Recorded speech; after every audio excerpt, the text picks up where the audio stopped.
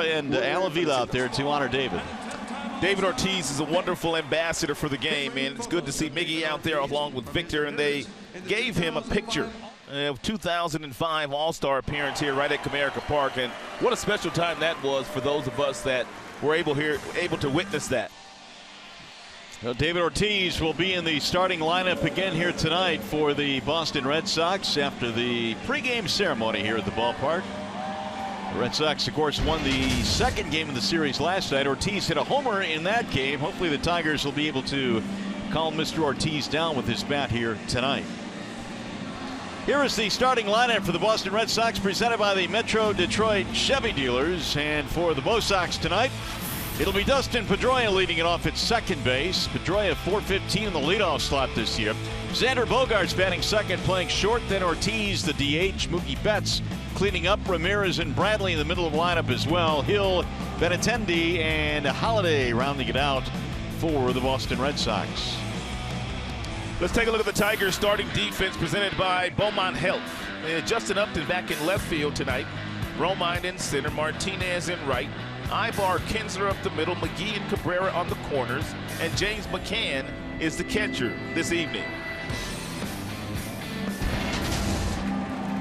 Daniel Norris taking the mound for the Tigers, and the Tigers taking the field here on a rain-delayed evening at the ballpark. Tigers and Red Sox game 3 in this 4-game series. And here is the particulars on Daniel Norris, presented tonight by Family Heating, Cooling, and Electrical. And Daniel Norris has a fastball that touches 95 miles an hour, average heater about 92. He also has a slider and a curveball and a changeup. Rich Doobie, the pitching coach, has also made a few mechanical adjustments in the delivery with Daniel Norris. We'll point some of those out to you as we get into the telecast. By the way, stay tuned to Tigers Live. Following the game, we'll select the Fox Sports Detroit Tigers player of the game, presented by McDonald's. Stop by for your breakfast favorites, now being served all day. Well, hope as the rain will stay away the rest of the night. It is turned into a very pleasant evening here. The temperature in the mid-70s tonight. We'll start a little bit late, but we'll get this one started nonetheless. And Daniel Norris tonight, Rod, facing a really good lineup, and this is a lineup that I think might be the best in the American League. We saw the Texas Rangers. They're awfully good as well, but this one is pretty athletic and deep. You know, I can't disagree with you. When you look at their outfield, it's very young, it's very athletic. They've got guys that can steal bases, and they have guys that can hit the ball out of the ballpark, and they're also tremendous defenders. And then you start talking about the veterans, and that would be Pedroia and Big Papi and Hanley Ramirez. It is clearly one of the deepest offenses in all of baseball. Daniel Norris will simply have to be on point here tonight to slow down this high-octane offense that Boston runs at you. And Daniel hopefully up to the task tonight. Just a reminder, as you enjoy a cold one, to look forward to Miller Time later in tonight's game, brought to you by Miller Lights. So we're ready for baseball here this evening at the ballpark. It'll be Dustin Pedroia leading it off for the Red Sox. Daniel Norris settling onto the hill. Pedroia, Bogaerts, and Ortiz for the Red Sox here in the first inning. Dustin batting .307 on the year. A little bit of pop, 12 home runs. The first pitch is a strike called on Pedroia. Dustin now a 10-game hitting streak going. Here's the 0-1 pitch, and Pedroia hits it in the air to shallow right field, slicing. And Martinez is there, one gone. It's one of the things that Norris will have to do here tonight. He will have to use his four-seam fastball to try to get inside on some of the really dangerous right-handed bats. And by doing so, that will open up the outside corner with backdoor breaking balls or that fading changeup that he likes to throw to the righties. Doesn't throw many changeups to the left-handed batters. Well, here is Xander Bogaerts, who is batting .311. Bogaerts 3 out of 10 of the series. He has scored a couple of times. And you're looking to strike 0-1. And something else, this Boston Red Sox team, they try to wear down starting pitching. They will see very early in the game if you've got good command. They'll take a few pitches early, but if you show them you've got command, then they start to get really aggressive. A little bit outside, 1 ball and 1 strike on Bogaerts. And Daniel Norris had a long look in for Brian O'Nora after that second pitch there. He thought it was a strike. Little chopper back up the middle, Ibar on the move. Off balance throw is in time. 2 gone. It's a nice play there by the former Gold Glove winner, Eric Ibar. And charging it do or die fashion, especially with Bogaerts running down the line. You've got to be quick with your exchange, and you have to have an accurate throw. Of course, the Tigers' Jose Iglesias, one of the best defenders in the league. He is on the DL, precipitating the trade for Ibar, and Ibar has played very solid defensively. Well, we knew he would do as much. We watched him play for a decade when he was playing for the Angels out on the West Coast, and he was a good player. David Ortiz stands in and looks at a strike. And be careful with inside fastballs to Ortiz. He likes to open up the hips really early, a lot like Victor Martinez, the Tigers' designated hitter. He did that last night against Michael Fulmer and connected for a homer in the first inning. Ortiz showing bunt. Stop it, Big Poppy. David this year, I guess, left-handed pitching is batting .303. So they don't seem to bother him. 1 ball, 1 strike on Ortiz. That's in there, 1-2. He's going to get to 30 homers again and 100 RBIs, which he has done already 8 times in his major league career. Stands right on top of the dish. Little chopper left side of the infield. It's going to be an infield hit for David Ortiz. Big Poppy skips into first base. Somehow I think the Tigers are all right with that. Yeah, you don't mind giving Big Poppy a single.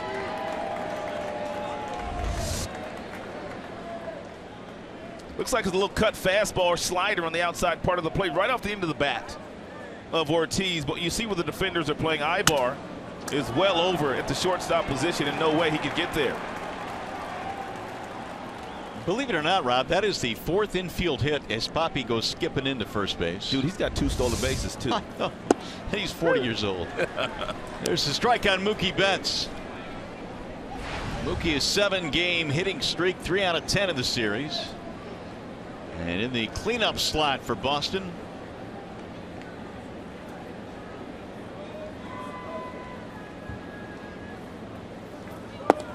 that'll dive low. 1 ball, 1 strike. Already lots of firm 4-seam fastballs thrown by Daniel Norris here in the first frame. That last one registered 95 mph on the radar gun. You look at Betts physically and you don't think cleanup hitter, but his number is warranted. The 1-1 outside, good block by McCann. Talking to some of the Boston Red Sox people that travel with them, even in their clubhouse today, as I was walking through there, talking to some of my old friends, Chili Davis, the manager, John Farrell. This guy has some of the quickest hands that they've seen in the sport. And we're talking about guys that have been in the sport for 2 and 3 and 4 decades. There's Chili Davis. Chili Dog. Betts with 28 home runs, 89 driven in. And he shoots one to the right side, base hit. That'll send Ortiz to second base. A 2-out threat now for Boston. Usually Betts is trying to pull fastballs. That one was at 94 mph, but he looked over to the right side of the infield. He saw it was a huge hole over there, and so he just simply let the ball travel, let it get deep enough to create the bat angle that he wanted, and lace that ball right by Ian Kinsler. Look at the balance there, though. It's outstanding balance and leverage for a really good hitter. And now Betts with an 8-game hitting streak. So here is Hanley Ramirez batting .282. He's had a big series, 5 RBIs, 4 of them coming last night.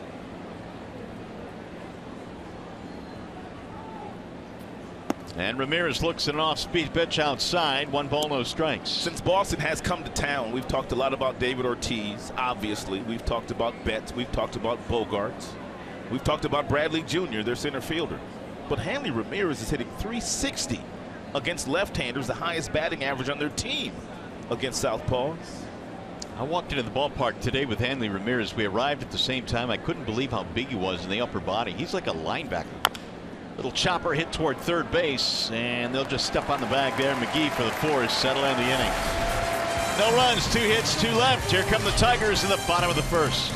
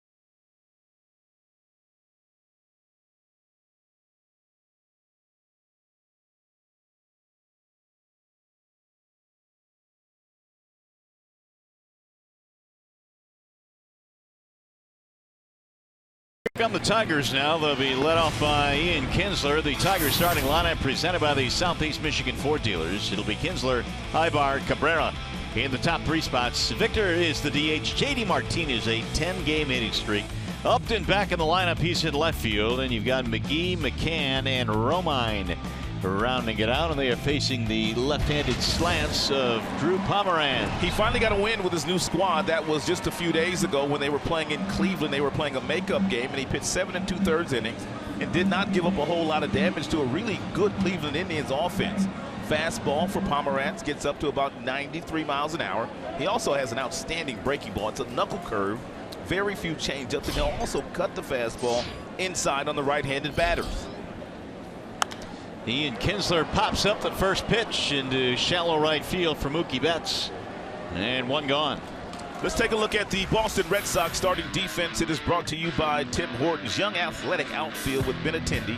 You've got Bradley Jr., you got Mookie Betts in right, Bogaerts, Pedroia up the middle, Hanley Ramirez at first, Aaron Hill, the veteran at third base, and B. Holiday, the former Tiger, Brian Holiday behind the dish. Here's Eric Ibar. He'll bat now with 1 out. Ibar 2 for 8 in the series, and these are his numbers overall this year with Atlanta and the Tigers. They say there's more rain coming, so very important for the Tigers to try to get a lead here real early in this game, just in case that rain does show up in the 5th inning. You want to be leading in this contest.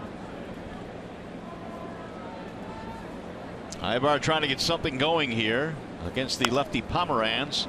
It's flared in the air, and here comes Hanley Ramirez to make the catch. 2 gone. Talking to John Farrell, the manager, in his office today, and he said Pomeranz finally pitched the way that they thought he would pitch when they acquired him from the San Diego Padres. He was an all-star this year in the National League, but he really hadn't gotten in his groove in a Boston Red Sox uniform. But he did as much as last time out. He said he had real good fastball command, and that knuckle curveball that he features, it's a devastating pitch, whether he's throwing it to the left-handers or to the right-handed batters. Now Cabrera with 2 outs and nobody on. And Miggy looks at a strike in the outside corner. Bernstein advantage. Bringing you the scouting report on Miguel Cabrera since the All-Star break against lefties. .457. Look out, Miggy. 4 home runs in that stretch as well. Fouled straight back 0-2. That's that cut fastball that he tries to get in on the right-handed hitters, and a lot of teams have taken the liberty of trying to get in on Miggy, but he missed with his location out over the heart of the plate, and Miggy almost made him pay for it.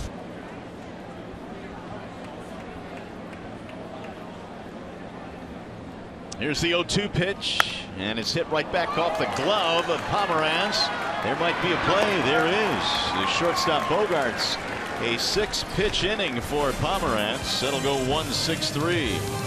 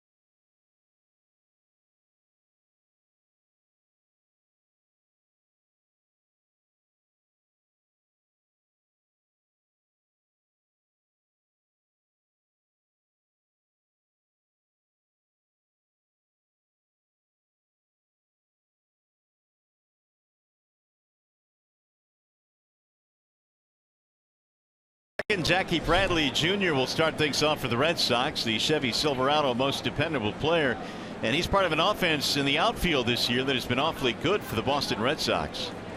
They have done it all offensively this year. And there's a ball down low to Jackie Bradley. Yeah, they're first in OPS and they're second in homers.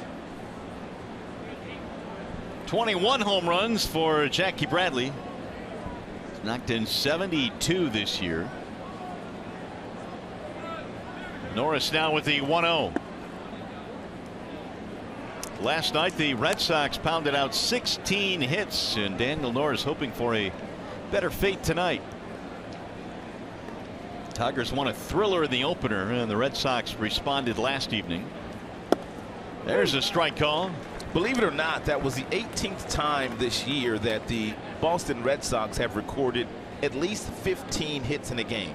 They've done it 18 times. The second closest team has only done it 9 times. Man, it's pretty impressive. Bradley has run the count to 3-1. Red Sox in a battle in the East. They came in a half game behind Toronto in the standings. There's a drive right to Kinsler on a short hop pick. Nice job. I love the way that Ian Kinsler kept his body in front of that laser off the bat of Jackie Bradley Jr. There are a lot of second basemen that would have simply tried to olay this ball off to the side, but he simply stayed in front because he knew if he didn't catch it cleanly, it would hit somewhere on his body and fall right in front of him, and they would still get the out at first base because it was hit so sharply.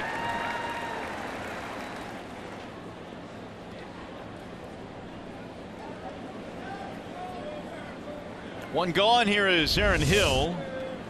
Boston Red Sox have kind of figured out that Daniel Norris is going to throw some strikes, so they've become aggressive, which we knew they would do.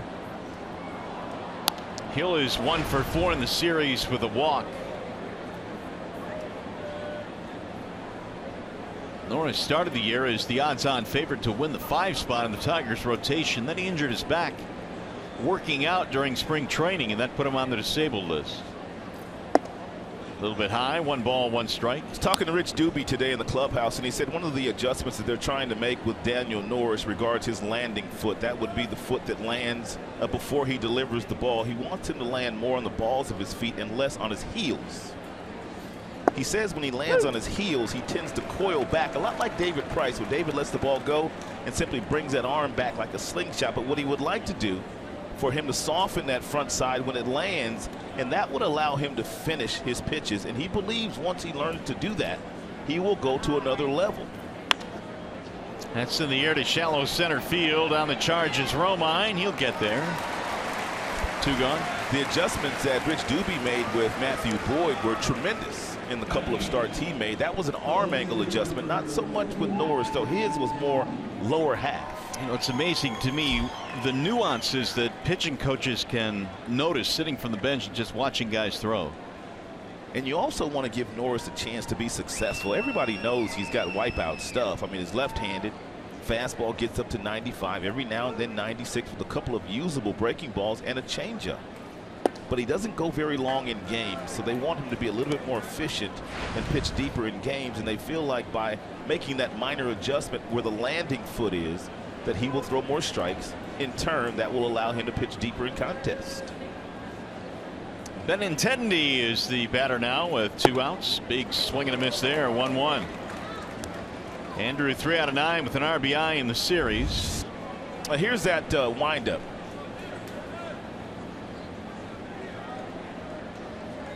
Right there, they want him in a very athletic position. If he does that, they feel like he will be much better in, as I said, with his command. 2-1 on Benintendi. Well, Norris trying to improve against lefties.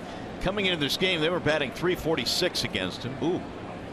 Which is way too high for a left-handed pitcher with his stuff. Foul tip, strike 2, 2-2 the count. So far, a heavy dose of fastballs thrown by Norris and through the first 5 outs. Benintendi coming up from Double-A this year, batting .327 in the big leagues.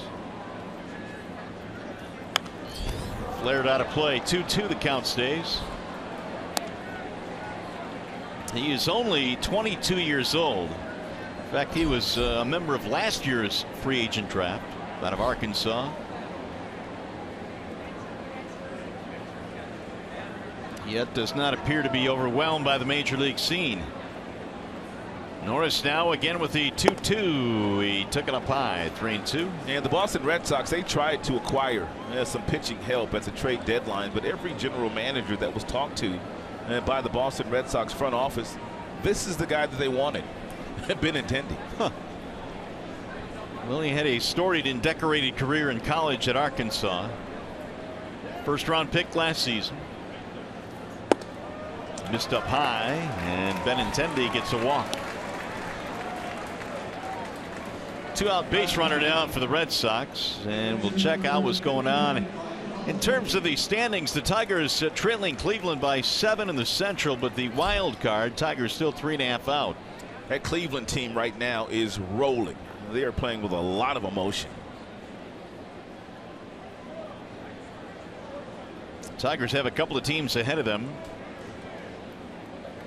When you look at the wild card standings, Ryan Holiday shoots it foul, back out of play. Holiday started game 1 in the series. He's starting game 3 as well. The former Tiger batting .220, splitting time with Texas and the Red Sox this year. Boston picked him up off the waiver wire from Texas.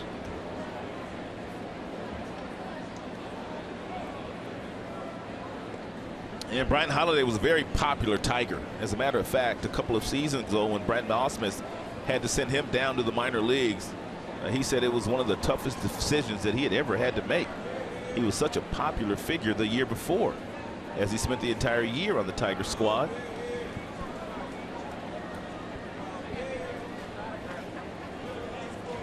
Benintendi will draw a throw.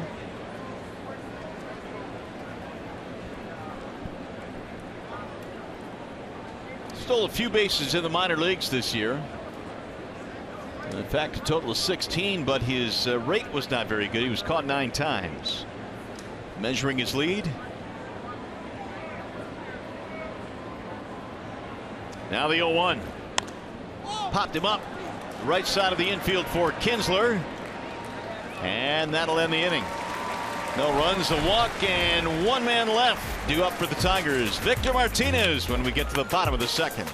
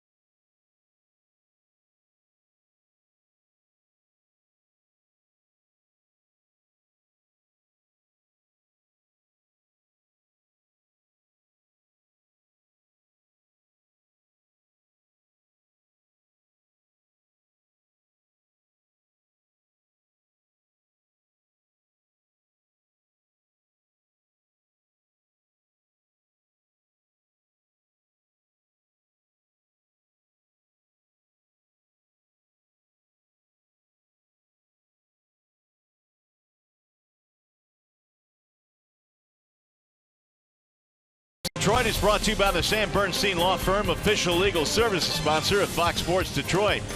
Bell Tire, get the lowest tire price, period. Bell Tire. And by Chevrolet, more than you expect for less than you imagine.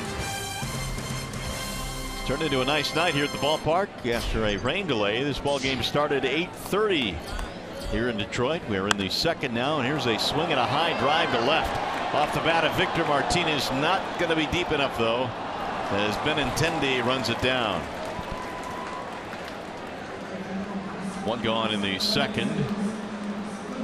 MGM Grand Detroit brings you the scouting reports on JD Martinez and batting average in the American League this month. And look at JD. He's been getting busy. And Gary Sanchez of the New York Yankees batting .420, but JD Martinez on top of that list at .433. No surprise that Altuve is on that list. He seems to be on every list. You know who else is legit, Mario? That kid Ramirez in Cleveland, man. Yep. He has not slowed down all year. He's had a lot of huge clutch hits for them. They have not missed Michael Brantley this year because of that kid. JD looks at a ball low, and the count levels now 1-1. Right now, Jose Ramirez, 5th overall in the junior circuit in batting average. There's a ground ball left side, base hit. That'll be an 11-game hitting streak for JD Martinez. If you're Pomeranz, that's exactly what you want to force JD Martinez into doing, is hitting something to the left side of the infield, because he doesn't do as much damage when he catches the ball out in front like he catches this one. He does most of his damage when he catches the ball a little bit further back and he drives the ball the opposite way. But that time, hit it hard enough, hit it right between Bogaerts and Hill. It'll bring up Justin Upton. JD is on fire. That he is. He is approaching his career high in hitting streaks now. He's at 11 right now. 14 is his high. Strike one on Upton. And we'll see what a couple of days off for Justin has done. Upton coming in at .226, 13 homers this year.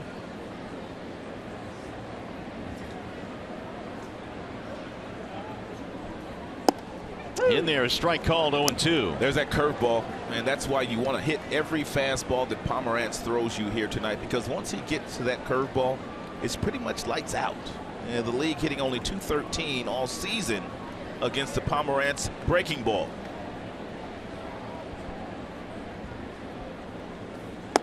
Checked it. Did he go? Yes, he went around. Upton didn't agree, and Pomeranz strikes him out. 2 gone. It appeared to be a pretty good call there by Trip Gibson, who was the first base umpire this evening. Ooh, it was close though. And Justin saying, man, when it rains it pours. Yeah, he can't catch a break right now. That's when you have to create your own breaks. And I know Justin can do that. Here is Casey McGee with 2 outs.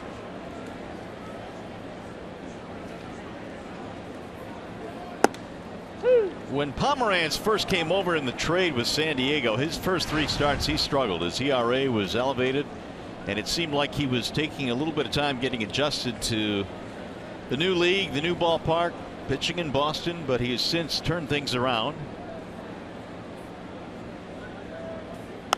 That's fouled back out of play, and they need him to perform down the stretch if they want to do anything. They really do, because Porcello is pitching tremendous baseball right now, as we witnessed last night, the former Tiger. David Price has not had the kind of season that we've seen in the past, but he still has 6 weeks to do so. And even though David, not great numbers, he's still going deep in games. So they need that third guy, and that would be Pomeranz, to rest that bullpen.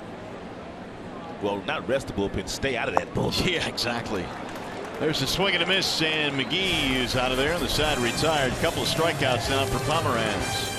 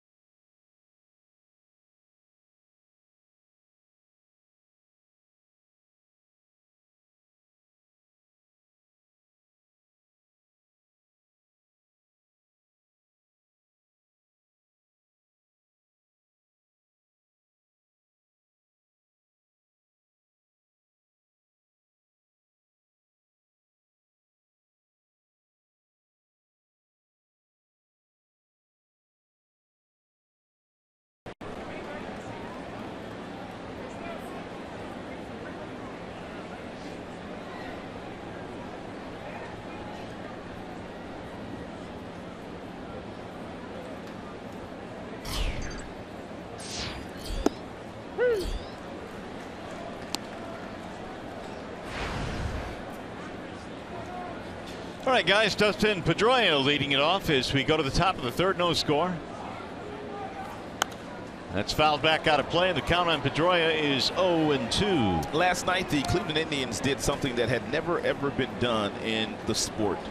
Back-to-back home runs in the 9th inning to win the game against the Toronto Blue Jays, with the final home run, the game winner, being an inside the park homer by Tyler Naquin. It's never been done. Naquin having a really good year, really exciting player. The 0-2 is slapped to right field, base hit for Pedroia. That is something that Petey, that's his nickname, Dustin Pedroia, has always been able to do, climb the ladder and hit really good fastballs. That's a fastball at 95 miles an hour thrown by Daniel Norris. And look at Petey with the hands, get him up on top of that fastball, up around his neck, and whistle that ball right past Ian Kinsler into the outfield. Pedroia now with an 11-game hitting streak. Here is Xander Bogaerts. Bounced to the shortstop his first time up.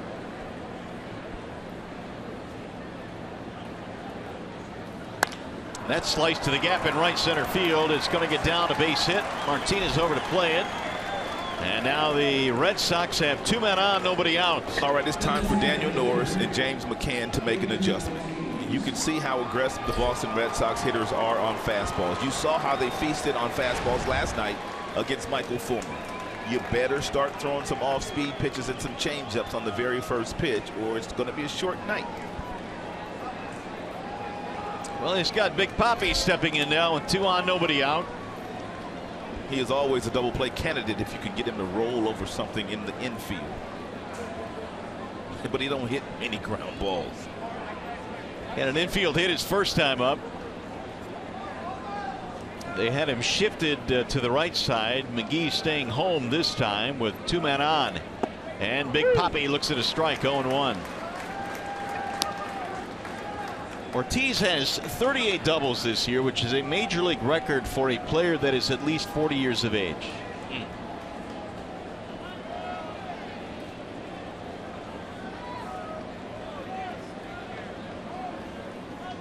Red Sox already with 4 hits in this ball game.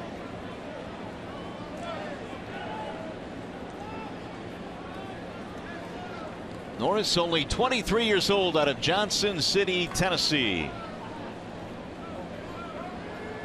The 0-1 drilled to center field. That's going to get down, a base hit. Pedroia coming to third. They're going to stop in there, and the bases will be loaded. That is 3 fastballs that have been hit awfully hard in this particular inning. The one that Pedroia hit was 95. The one that Bogaerts hit, who's standing on second base, was 93. And this one is at 94 miles an hour, barreled up by David Ortiz. Now McCann going out to the mound. They held Pedroia up at third with nobody out. McCann brief visit with Norris. And 5 Boston hits in the ball game. And now a lot of work to be done here by Norris as he faces the cleanup man.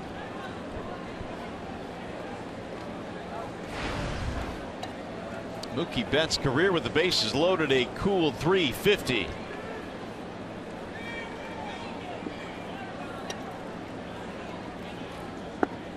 That'll dive low, 1 ball and no strikes. I like that. You may as well double up on that same pitch, because you know Betts is looking for that heater in the mid-90s.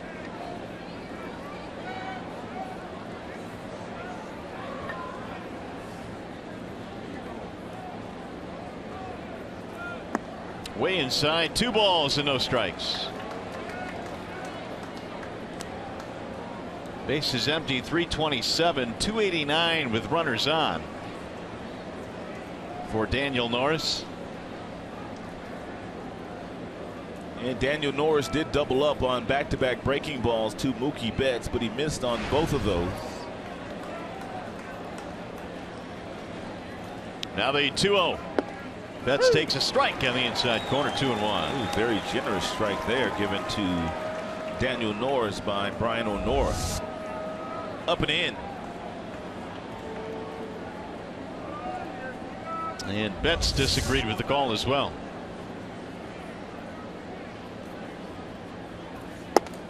In there, a strike call, 2-2, and Betts Not happy with that call either. And Betts is telling Brian O'Neill, man, I'm only 5'10". Give me a break. So true. I mean, those last two, when you looked at Fox tracks, did catch the corner. I mean, barely. Now the 2-2. Bouncing ball back up the middle to second one. Kinsler double play. A run will score as Pedroia comes in, but the Tigers certainly will take that. We're going to make this our Bell Tire pitch by pitch. He missed with back-to-back breaking balls, which I absolutely love, against a dangerous fastball hitter in Betts. And then he goes up and in, then he goes up and away, then he comes back with another fastball. And you can see, Mario, just by him throwing those two breaking balls earlier in the count, Betts, who usually feast on fastballs, he was a little indecisive as to whether he would get another fastball or possibly a breaking ball there from Norris. So you have to use your breaking balls and changeups to keep these guys honest and off of your fastball.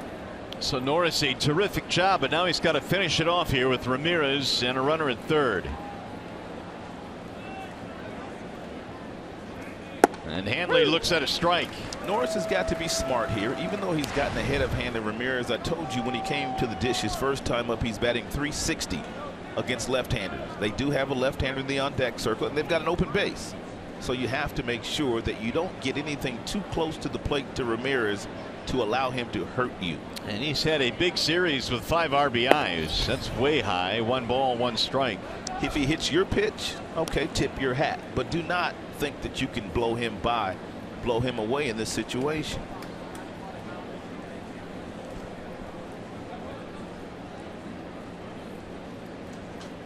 One and one on Ramirez, who hit into a force to end the first inning.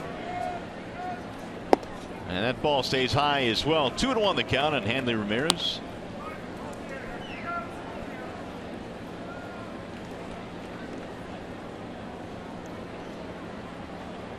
Hanley now 5 for 9 of the series, trying to pick up Bogaerts at third base with 2 outs. A run in for the Red Sox. Swing and a miss. He threw it by him. 2-2.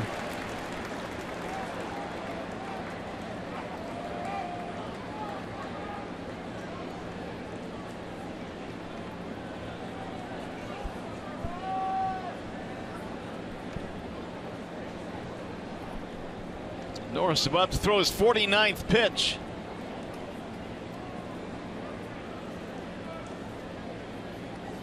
Now time called as Ramirez steps out. Daniel had a couple of base runners in the first, a walk in the second, and the bases loaded, nobody out here in the third. Getting out of this inning by allowing just 1 run is a huge victory. You're right about Hanley, man. Look at those arms. He's huge, man, I'm telling you. That's way high. 3-2.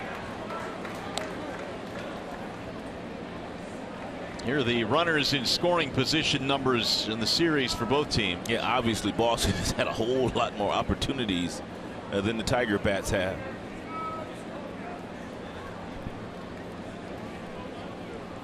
Now the 3-2. He walked in ball 4, so apparently he took your advice. That'll put him on now, and he'll take his chances with Jackie Bradley Jr. Comes Rich Doobie now at the 50 mark for Norris. It's a nice visit here by Rich Doobie. It's been a lengthy inning for Daniel Norris. He's thrown quite a few pitches, and he also wants to make sure that he doesn't make any mistakes here to Bradley.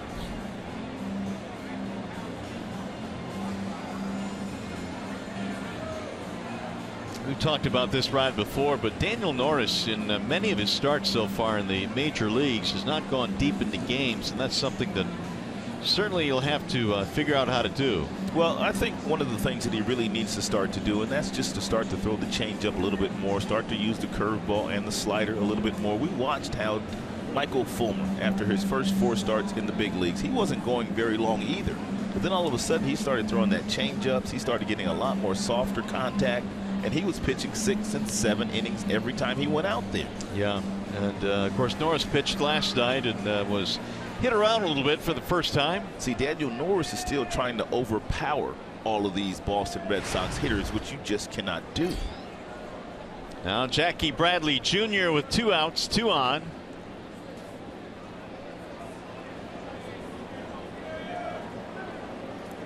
Swing and a miss. 0-1. Good pitch. 89-mile-per-hour slider there thrown by Daniel Norris, and it's located beautifully. Look at it come off the fingertips. That is a beautiful pitch.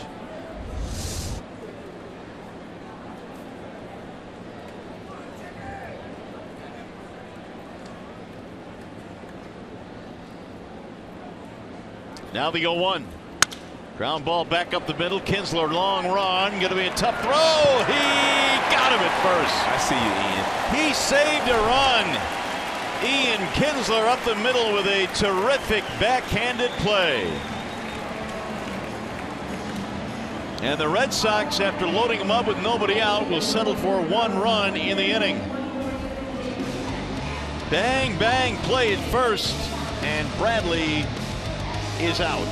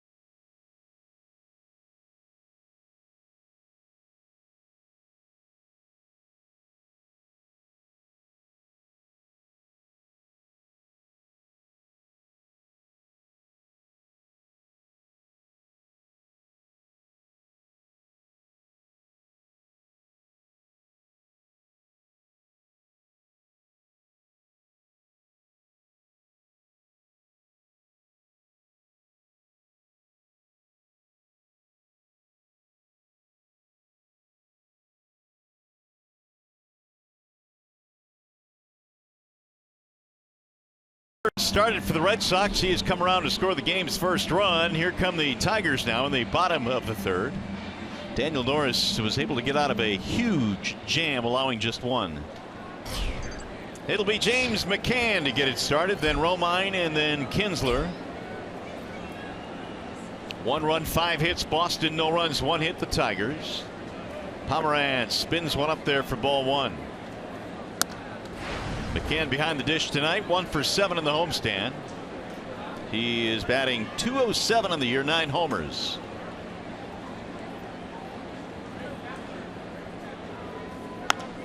Fouled back out of play, 1 ball, 1 strike.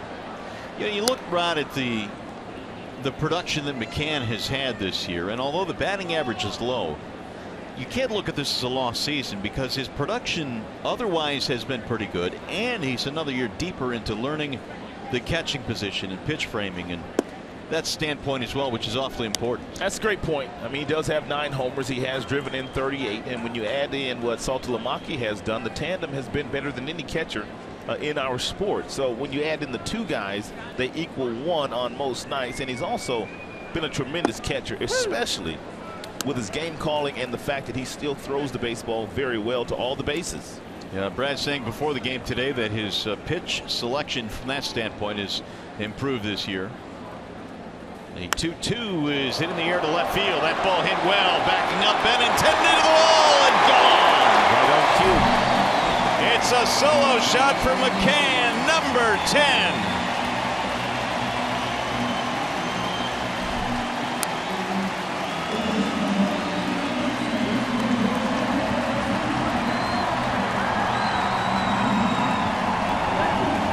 RBI number 39. We're tied at 1.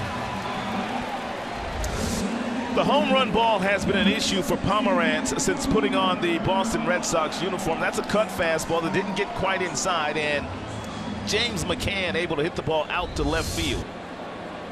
Pomeranz has given up at least one home run in every last one of his starts for his new team.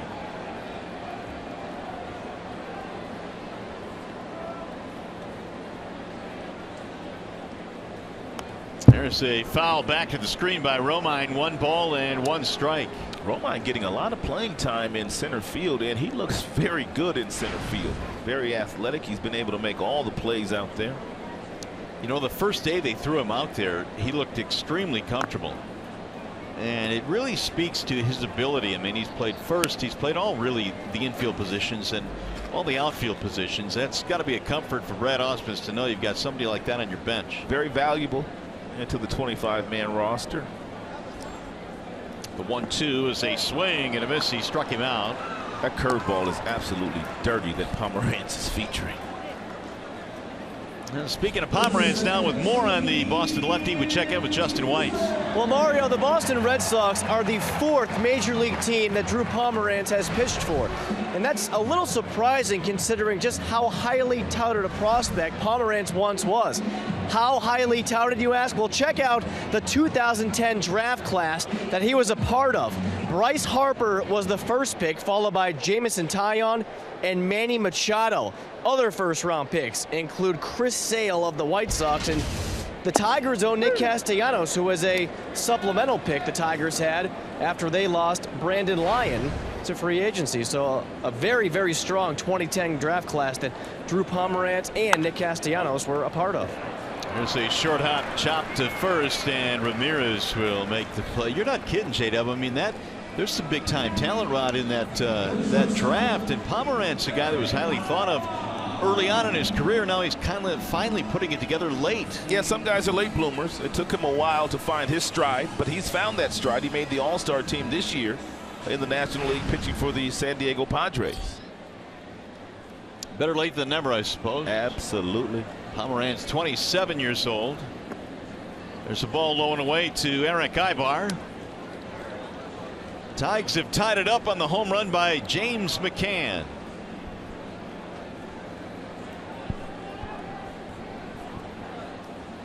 That'll dive in for a strike. 1-1.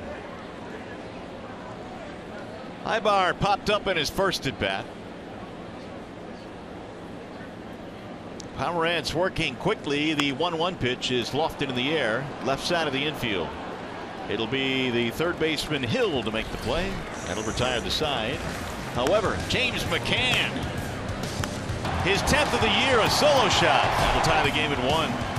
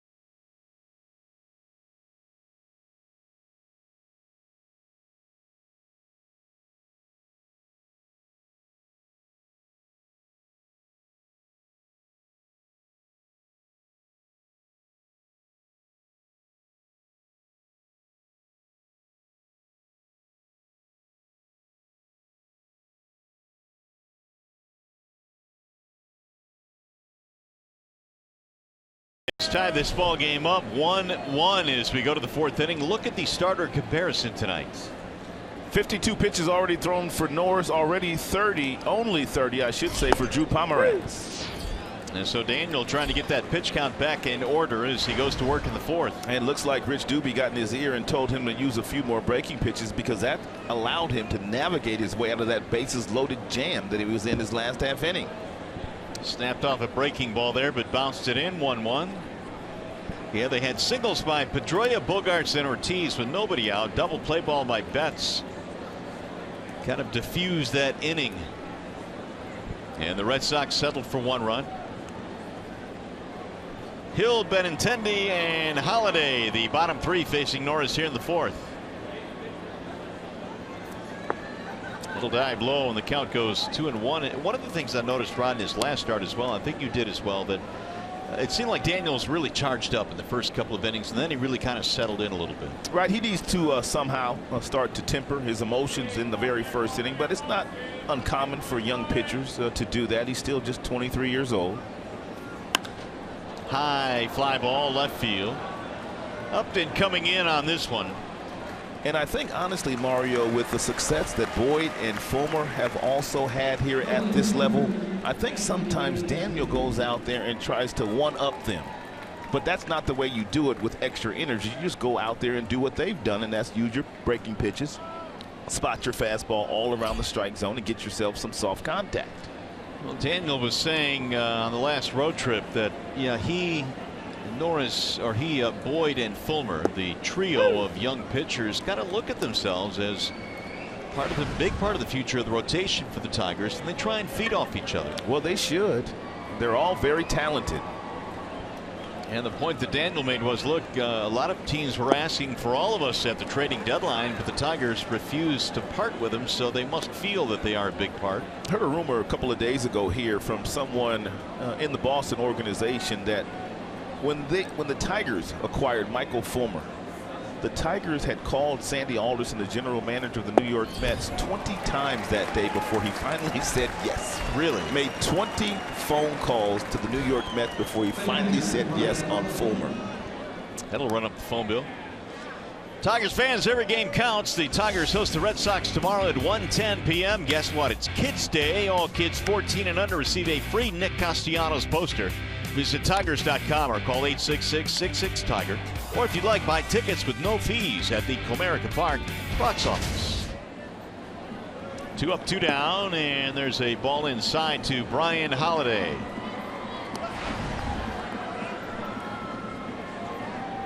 That strikeout of Benintendi was the first of the game for Norris. Holiday popped up in his only at bat. That's it for a strike. 1-1. Holiday was part of the 2010 draft class for the Tigers. That was the year the Tigers drafted 3 catchers in the first 9 rounds. They got Holiday, they got Brantley, and they got Patrick Leland. There's a ball high, 2-1, and then it was the next year they got McCann, and he has settled in as kind of the cornerstone of that position for the future.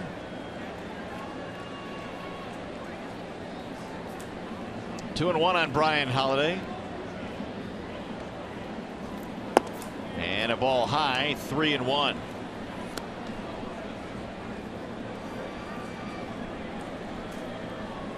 Fastball for Norris been around 93, 94. We know it gets up to 95, 96 at times.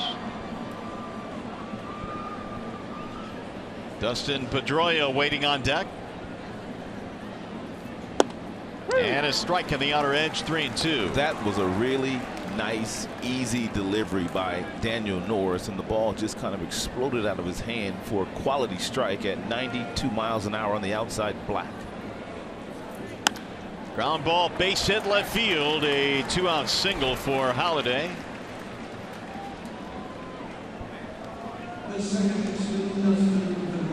You know, last couple of days we've talked a lot about the trio of outfielders they have and the youth and the athleticism they have. We've talked about the Tigers' young pitching staff, but here's a couple of guys, Mario, in their 11th season. They actually played college baseball together for 1 year. at Arizona State, and then Kinsler moved on to Missouri because Pedroia was a starting shortstop, and Kinsler wanted to play shortstop. But look at their decorated careers here. Both guys have gone on to have magnificent big league careers. Funny how both of them got to the big leagues and performed extremely well, even though one of them won a job in college over the other. That last pitch, man, he buckled Pedroia's knees. He's got that breaking ball going now, which is, for me, going to make all the difference in the world for him, not only tonight, but as he moves forward in his big league career. Pedroia singled and scored the Red Sox run last inning. Fouled away in on his hands, 0-2. Rookie of the year in 07, very next year an MVP in 2008. I went into their clubhouse today, Mario. It was about 4:15, and he was sitting in front of his locker with all his gear on, is that right? Spikes and everything, ready to go. And you couldn't even take BP on the field today. He gets to the ballpark at about noon every day. Did he have his eye black on? Not, he didn't have his eye black on yet, but he had full uniform. Now Norris with the 0-2, and he checked it. Did he go? He sure did. Strike three. Pedroia didn't like it, but that doesn't matter much. Couple of strikeouts for Norris here in the fourth. No runs, one hit, one left, and Pedroia still can't believe he was punched out. You make the call. Yeah, he went around.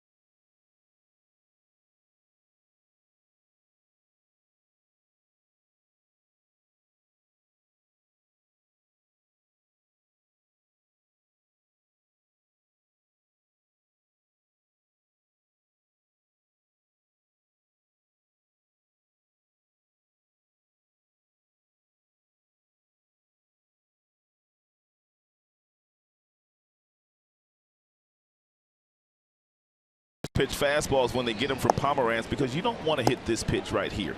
The league is hitting 213 against that breaking ball, and he's a very tall guy, and he starts that ball way up, and it has a tremendous amount of depth on it, and it's very, very difficult to follow into the strike zone, let alone try to barrel up. Here is Miguel Cabrera.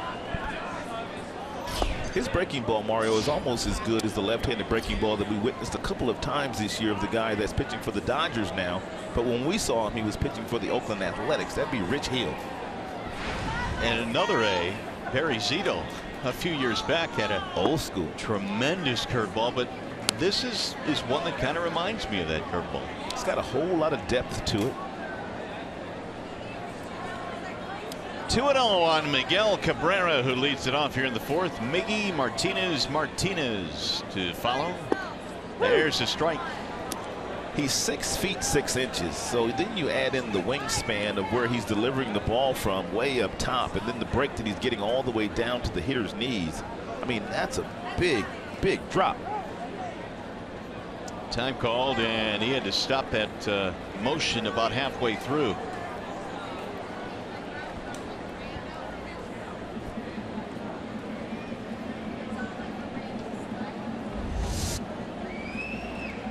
Late time.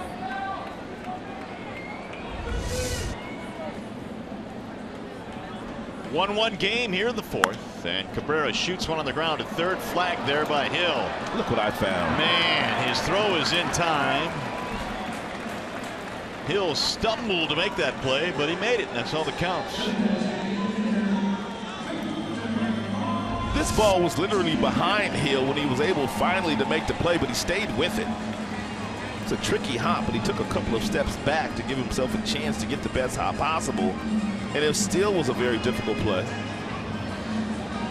Did a pretty good job here of knowing that he had a little bit of time with Cabrera running. True that. Didn't rush the throw, and he got it there.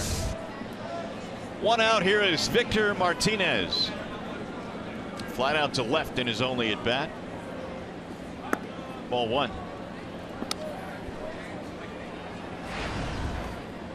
V-Mart in the month of August came in batting .302 with 5 home runs.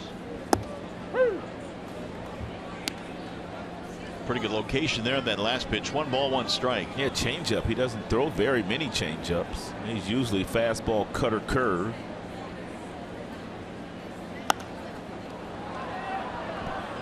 One and two.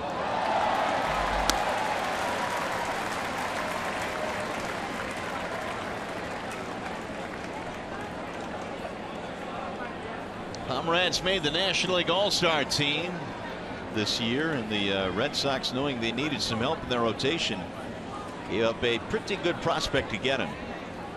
1-2 dives low. 2 balls and 2 strikes. Second time the Tigers have seen him this year. They saw him back on July 25th in Boston. He pitched a pretty good game against the Tigers. Did give up 2 runs, but not a whole lot of damage. Got a no decision in that game.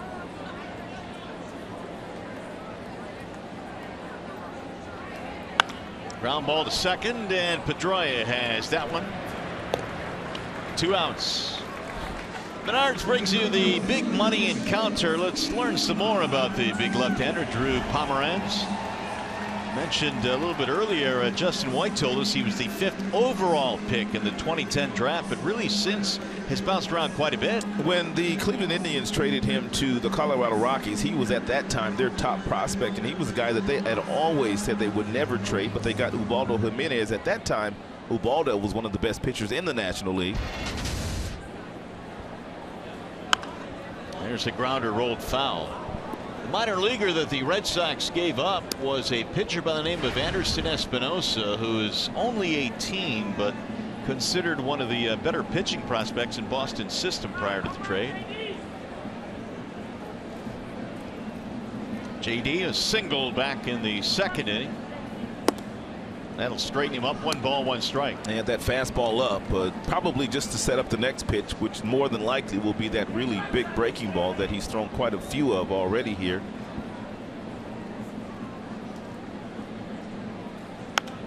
Popped him up.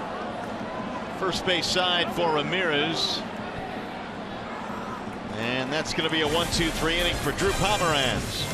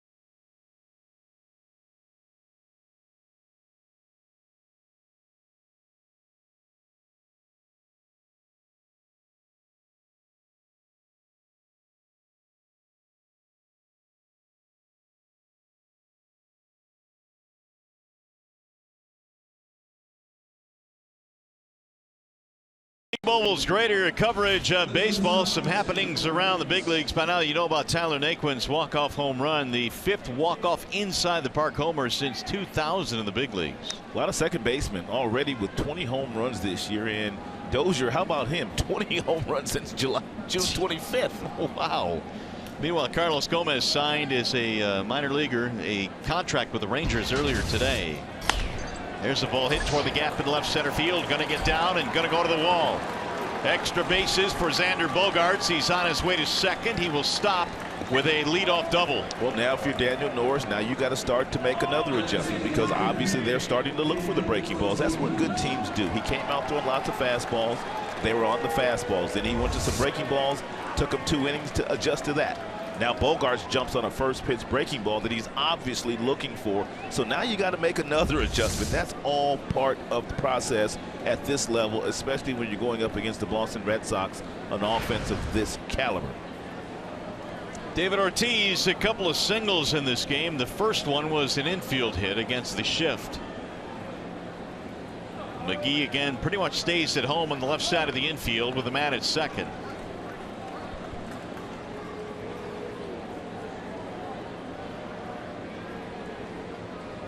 Big Papi came in batting .317.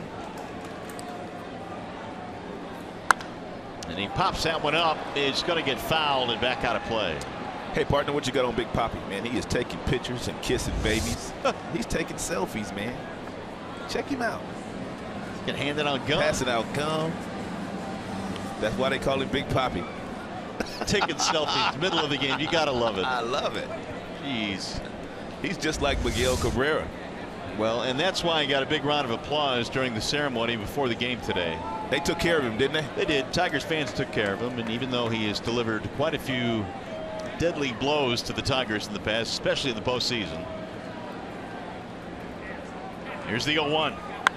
Swinging a drive to right field. That ball is deep, going to the track, going to the wall, and gone. Goodbye, Big Papi. David Ortiz again has hit a 2-run shot. That one lofted over the wall in right. That is his 36th career home run against the Tigers and the 23rd right here at Comerica Park. Man, does he open up his hips better than anybody when he's anticipating a ball on the inner half of the plate. Take a look at him open up the hips. His breaking ball stays up, pulls the hands in nicely, and short arms this ball out of the ballpark.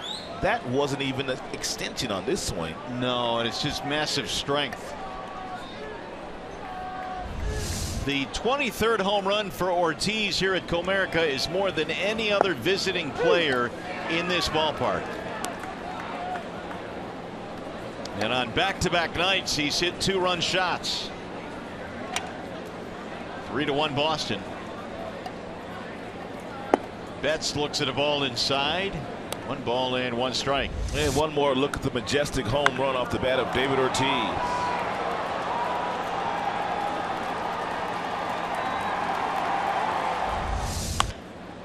Toward third base on a high hop McGee.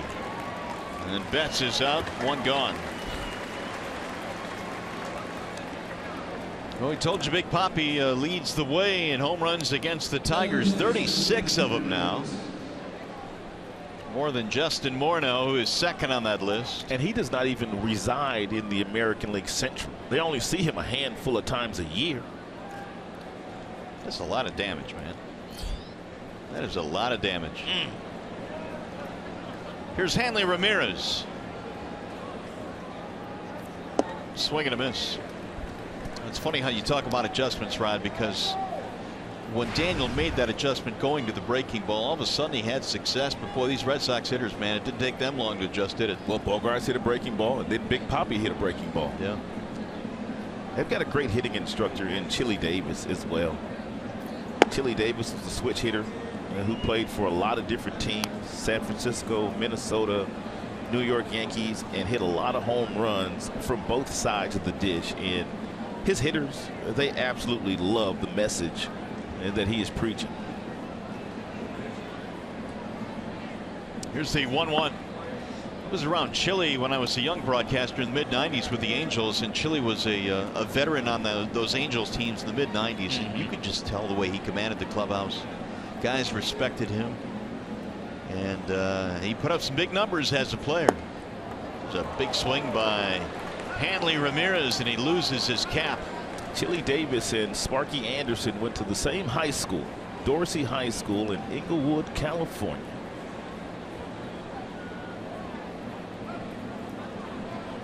Two balls, two strikes.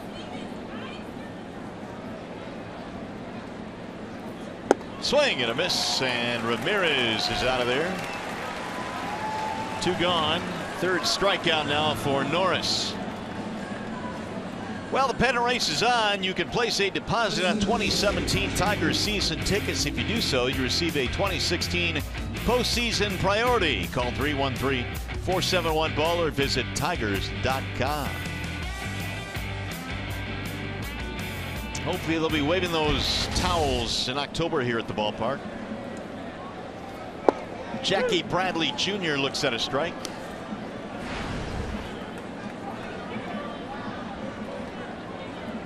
A couple of ground balls, both of them to the second baseman Kinsler, who's about 10 feet in the outfield grass right now. 1-1.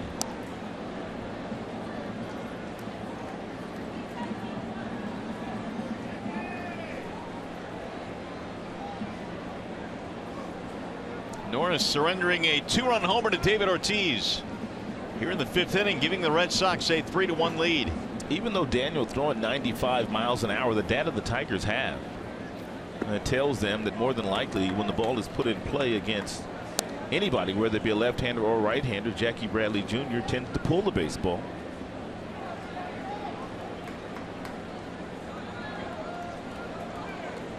Bradley is ahead of the count now, 2-1. Fouled off, 2-2. Here's the data that the Tigers have on Bradley. 35% right here, exactly where Kinsler is. 20 in this direction. 9 right down the line. 16 this way. So you can see a heavy dose pretty much to the pull field for the young center fielder.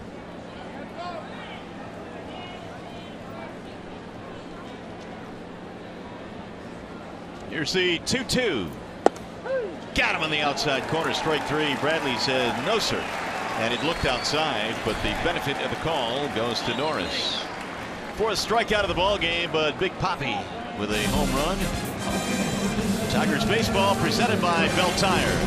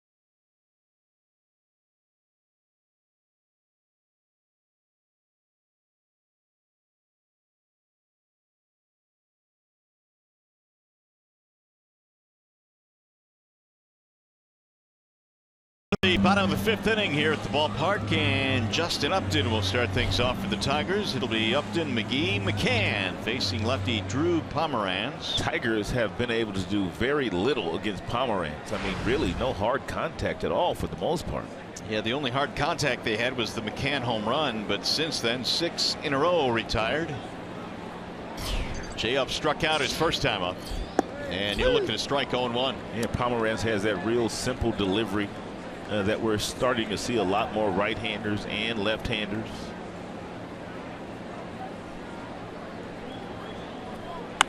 Ground ball up the middle, and PEDROIA can't get it. Base hit. There's some hard contact.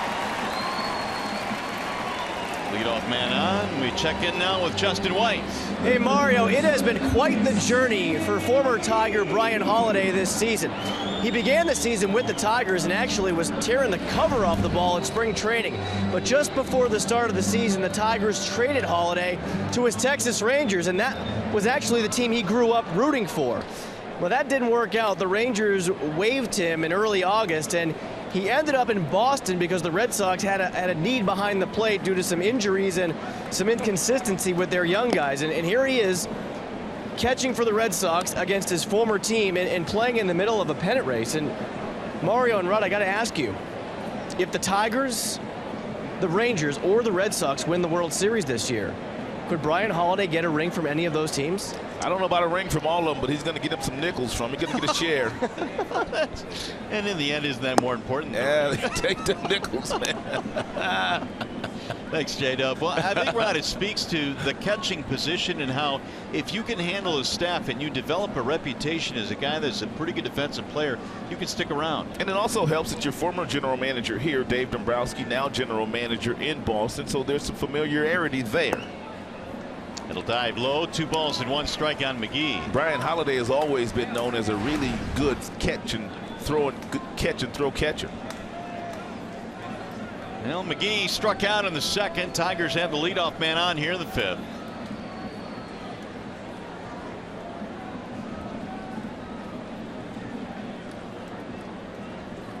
Here's the 2-1. Little flare into right field, sinking, base hit. Upton will go to 2nd and stop there, and the Tigers are in business now.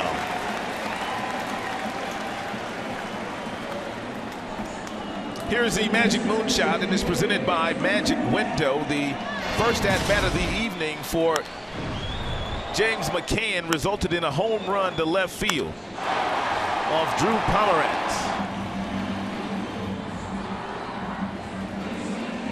That was home run number 10 for McCann. Now the Tigers trying to battle right back here in the 5th inning, down by 2, 2 on, nobody out.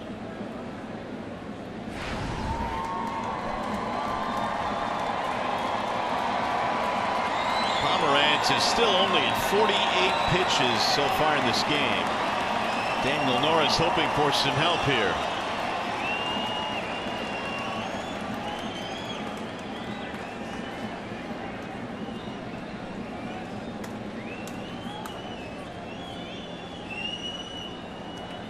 McCann shoots a ground ball to short.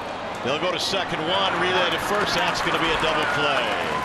Hard hit ball. Bogaerts skidding to his right. Starts the 6-4-3. And Bogaerts made the All-Star team this year. As a matter of fact, he was a starting shortstop at the All-Star game. Goes down to both knees and throws from one knee. Nice feed to PEDROIA. PEDROIA stays down low enough to make sure that the runner gets down, and that would be McGee. So with 2 outs now, a man at 3rd, that'll bring up Romine. Andrews struck out on a breaking ball back in the 3rd. And a strike in the outside corner. It appears that Pomeranz can throw that breaking ball over the plate for a strike whenever he wants to. He has pitched in very little stress so far tonight. He is only at 50 here in the 5th. Bouncing ball back up the middle. PEDROIA is on the run. His off-balance throw is in time. And Pomeranz pitches out of trouble here in the 5th. No runs, 2 hits, 1 man left.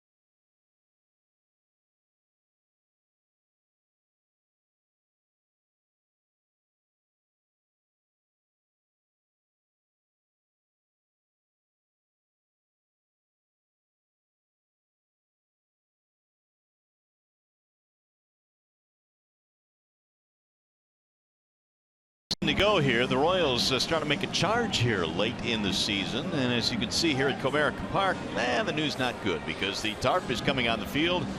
Boston ahead 3-1. A rain delay here in the top of the 6th inning. We knew more was coming. We just didn't know when it was going to get here, and we don't know how heavy it's going to be. Well, the Tigers and their grounds crew very quickly putting the tarp on the field to protect the dirt. And right now the Tigers down by a couple of runs. We'll see how long this delay lasts, but right now the Tigers not able to do a whole lot against Drew Pomeranz. And the Red Sox with a 2-run shot from Big Papi, putting them ahead 3-1.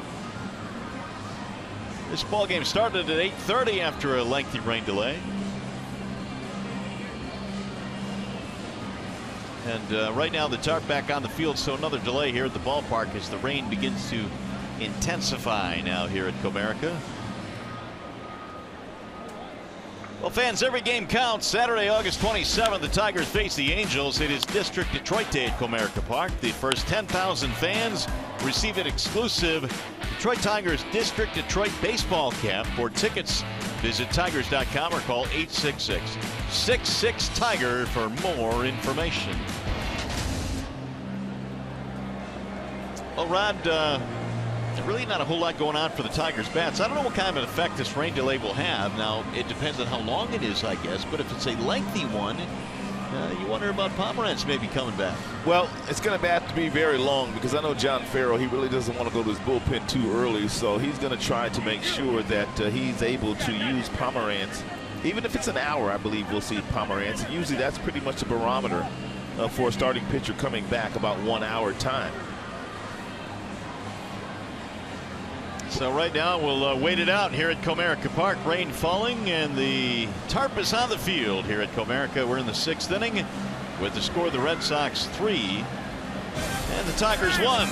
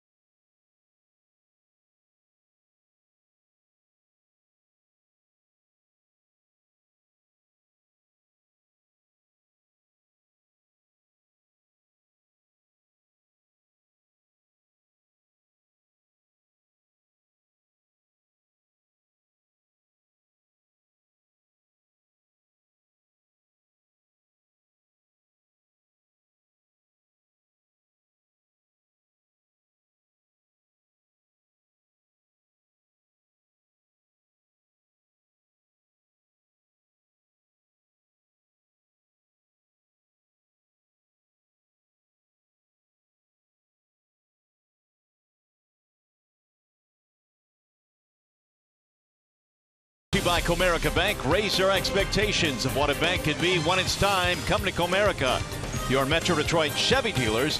Visit ChevyDetroit.com to see why Chevy drives the Motor City. And by Wallside Windows, we can do that. We are the factory. Well, it was nice and sunny earlier today for the Dream Cruise. The rains, though, came here at Comerica Park, and hopefully it'll be clear weather the rest of the night as this game is about to resume. Just a couple of minutes away to resume this game, the Tigers and Red Sox. And it's 3-1 Boston as we play in the top of the sixth. That's when we will resume. Alex Wilson will be coming out of the bullpen. Daniel Norris is done for the night, and it appears so is Drew Pomeranz. So too long of a rain delay to get the two starters back in there. And you see Alex Wilson coming in from the bullpen now, getting ready to resume this game. And there's Alan Hembree. He is warming up in the bullpen for the Boston Red Sox. So Heath Hembree, I beg your pardon, and he will take over for the Red Sox. So at least Pomeranz not coming back, and that's good news for the Tigers because he was absolutely dealing. No doubt about that. Pomeranz was on top of his game. He had only thrown 50-plus pitches in the contest through 5 innings, and he was in total command so far this evening.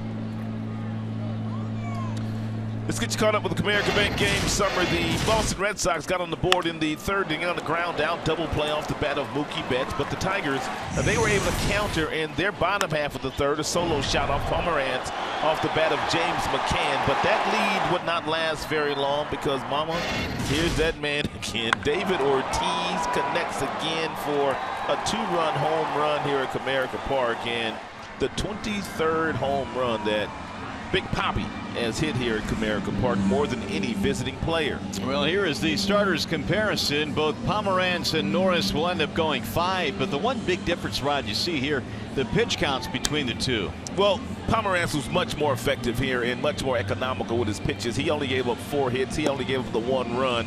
He had 3 strikeouts but did not walk anybody, and a lot of soft contact, and he was throwing a lot of first pitch strikes here tonight. So Wallside Windows pitching change to resume this game. It'll be the right-hander Alex Wilson coming out of the Tigers bullpen. And Wilson pitching in his 46th contest this year. He has 10 holds. The ERA sits right at 3. The whip 1.31. 34 strikeouts for Alex. 16 base on balls. And the Red Sox in the 6th inning will have the bottom 3 due up.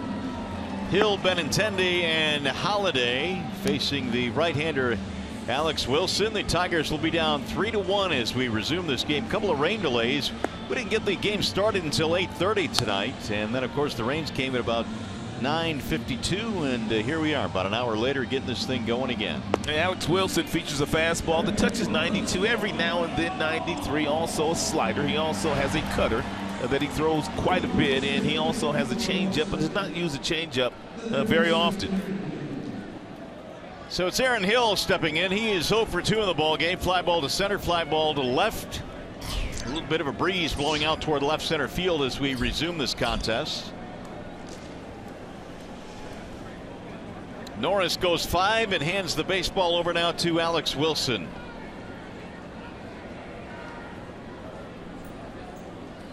And it's a strike called on the outer edge to Aaron Hill.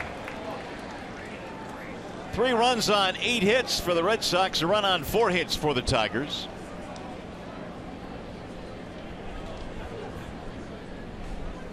The 0-1 pitch is a ball outside, 1 ball and 1 strike. The count on Wilson.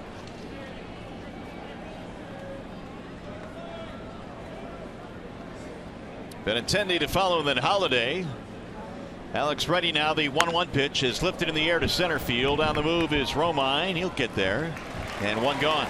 Alex Wilson was pitching some of his best baseball in the month of August. He had a 14-game scoreless streak that was snapped just a couple of nights ago against the Boston Red Sox, where he gave up 2 runs to Boston. But overall, in his last 5 outings, the ERA right at 2.57.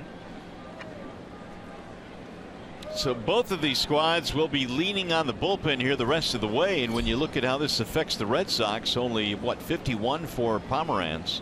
So he was dealing, and his pitch count was in great shape, but now their bullpen going to have to finish it up. 1 strike on Benintendi.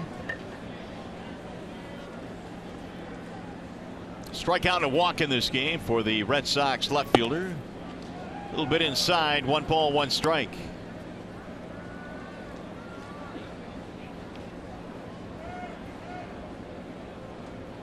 Benintendi is 3 out of 10 of the series. Here's the 1-1 pitch. Swing and a miss. 1 ball and 2 strikes. And Benintendi, good looking prospect and playing left field. He's a center fielder by trade. He started this season in A-ball and then was moved to Double-A for a couple of months before getting an opportunity to skip Triple-A and come straight to the show. Now the 1-2. Checked it foul.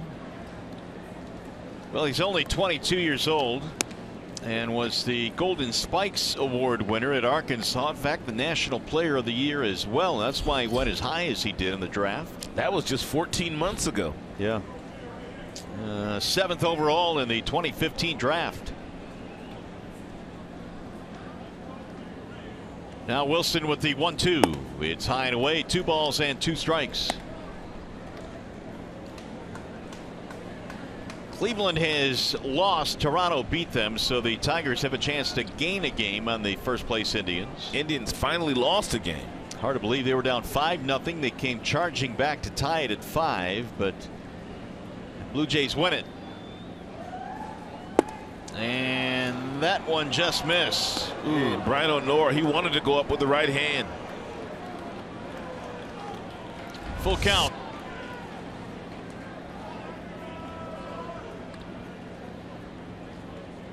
And had some run to it, but not enough. And he got him. Strike 3 in the outside corner. Outstanding pitch. It's a cut fastball that Wilson starts a hair off the plate. Benintendi gave up on it because he thought it was going to be outside, but the natural cutting action allowed that ball to get right back to the corner. And a nice job by James McCann, ever so slightly pulling that ball right back into the strike zone to get the call from the home plate umpire. We'll bring up Brian Holiday with 2 outs. Holiday a single in his last at bat. He looks at a ball low. Brian now 1 for 2 in the ball game. Former Tiger played here in Detroit 2012 through 2015.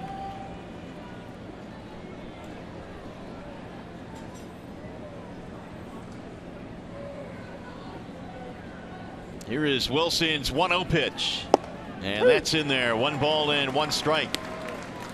Tigers in the bottom of the 6th inning will have the top of the order. It'll be Kinsler, Ibar, and Cabrera.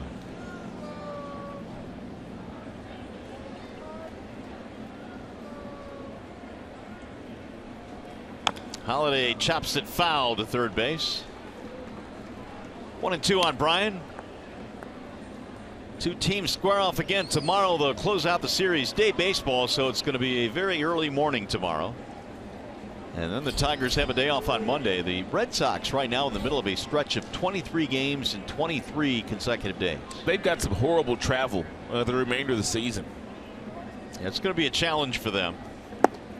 That's low and away, and the count now levels at 2 balls, 2 strikes. They are on a 4-city trip right now. Then they're going to have another 3-city trip later on, and then they have to go back to the West Coast to end the season. Oakland, San Diego, and then Toronto. How about that San Diego to Toronto leg? Man, oh man. Coast to coast. And those games could mean something against the Blue Jays. It'll be a foul ball down the third base line. Well, more than likely they will mean something, but the way this season is going. Yeah, things bunched up in the American League East. We mentioned Toronto won tonight, beating Cleveland. And John Farrell still trying to get some help for his bullpen. Well, they can continue to acquire players, as can the Tigers, up until September the 1st. They've got to be on your roster by September 1st to be eligible for postseason play. Right. You can still acquire guys after September 1st, but they're not eligible. The 2-2 swing and a miss. Down he goes. A couple of strikeouts for Wilson. Comes out of the pen, does a nice job. We'll go to the bottom of the 6th inning at Comerica Park. And the Tigers trail 3-1.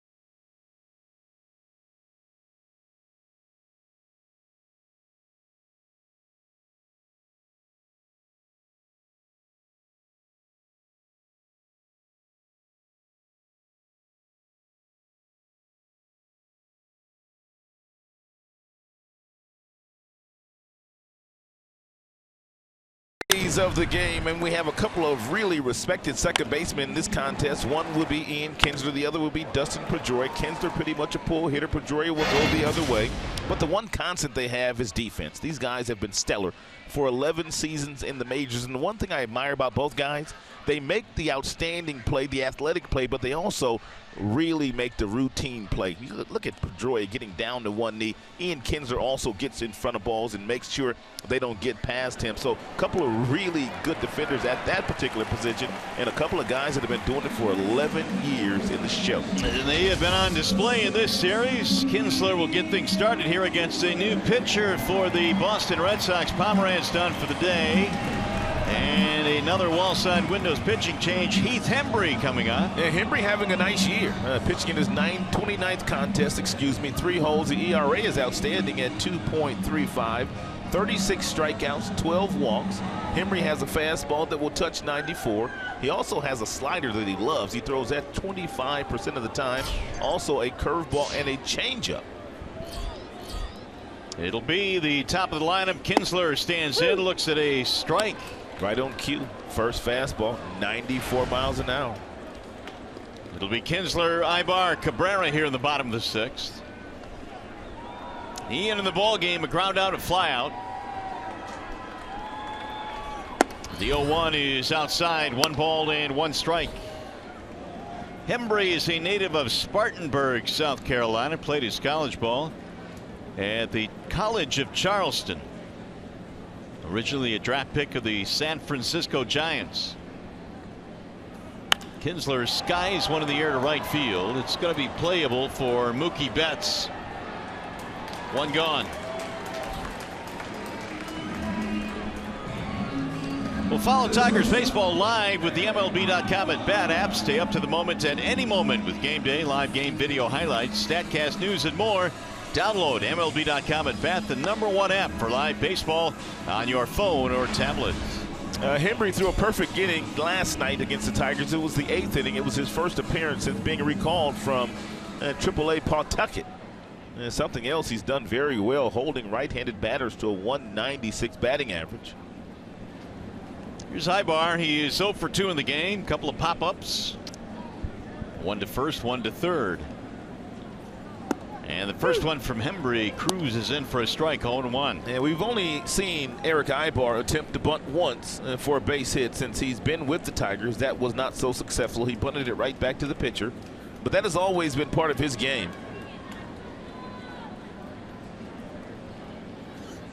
Ground ball right side. Fielding there is Pedroia. And there are 2 gone. That'll bring up the big guy now, Miguel Cabrera.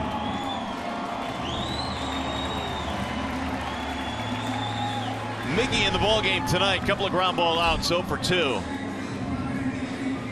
And both of those ground balls by Miguel to the left side of the infield. And usually when Miguel in his first couple of plate appearances gets out in front of balls and grounds out to the shortstop and the third baseman, he usually makes the adjustment and drives something the opposite way. And that would be this at bat here. Swing and a miss. You could tell he was trying to do it there. Ooh, good piece of cheese there by Hembree. He died all the way up to 97. You're not kidding. What is it about Miggy? Guy throwing 93, 94. All of a sudden, Miggy steps in the batter's box and he gets 97. He gets everybody's best every night, and that's what happens when you're one of, if not the best hitter of the game. That last one also with some hair on it, 96 miles an hour. 0-2 the count. Drilled in the air toward left field.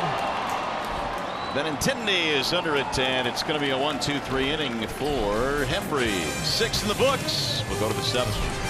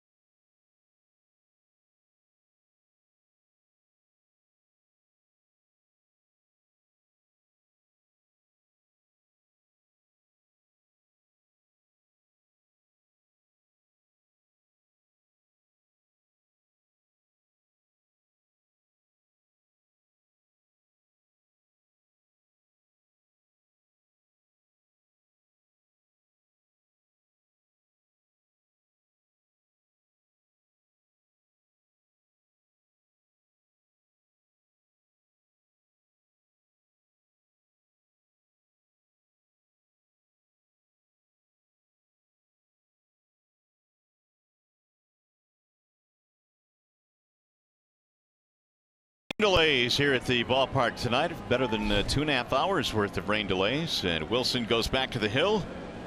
Top of the order coming up for the Red Sox. It'll be Pedroia, Bogaerts, and Ortiz. 1, 2, and 3 for John Farrell. And Kyle Ryan starting to heat in the Tigers bullpen. He's probably getting ready for Big Papi.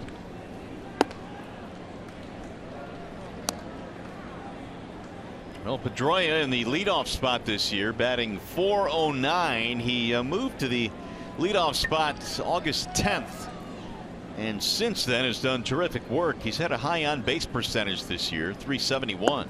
Yeah, Mookie Betts was driving in so many runs. John Farrell said, let me get him down a little further in the lineup so he can continue to have the kind of season that he is having, and he is having an MVP type year.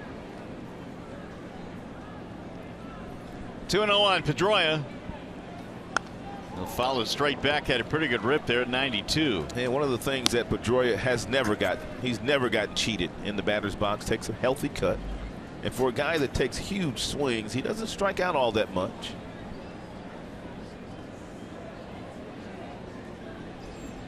Four-time All-Star, has also won 4 Gold Gloves. Chopper back up the middle, Ibar ranging a long way behind the bag. Nice play. Dustin Pedroia will manage the Boston Red Sox at some point in time when his career is done. It's a nice play here by Eric Ibar, and we talked about his athleticism at the shortstop position. Goes behind the bag, throws off balance, but yet throws accurately into Miguel Cabrera to get Dustin Pedroia. It'll bring up Xander Bogaerts, who's had a pretty good day. Single, double, and a run scored for Bogaerts. Talked about this last night, but the top 4 hitters in the Boston lineup all bat above 300. And you got a couple of those guys who are nearing 30 homers on the year. Bogaerts at 313 right now.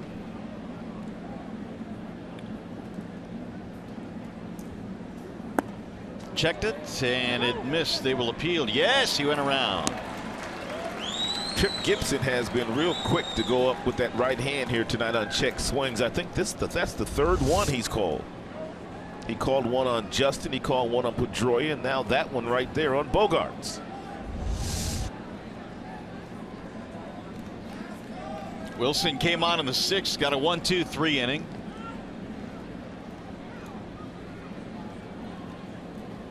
Now the 0-2. He checked it again. They will appeal again. This time, no. Awfully close. Come on, Trip. You were perfect. Way to mess it up, Trip. Let's see. Yeah, I'll give him that one. 1-2. Going inside. Don't miss. Checked it again. They want another appeal. They didn't go. Tripp's getting a workout. Good action on that 2-seam fastball there thrown by Wilson at 93 miles an hour. He can crisscross his fastballs. He can go 2-seam inside as he did right here. And the previous pitch was a cutter that was down and away from Bogaerts. That's where Alex Wilson is at his best. Shattered bat, little pop-up, and Kinsler to the grass. 2 gone. David Ortiz has already homered a couple of times in the series. He got Michael Fulmer last night. Tonight he picks on the other youngster, Daniel Norris. It's a hanging breaking ball inside that Papi recognized very early. Pulled his hands in nicely with that classic uppercut swing.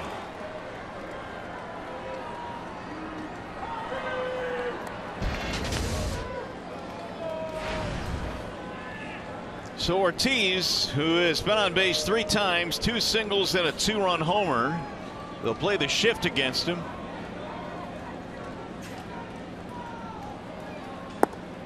Ball 1 to Ortiz. Ortiz is just a dangerous at bat. And take a look at this list. Guys that have homered in the major leagues 40 years or older with 30 or more homers, I guess. Well, not 30, but how many home runs they hit at age 40. That one's at the knees. 1-1.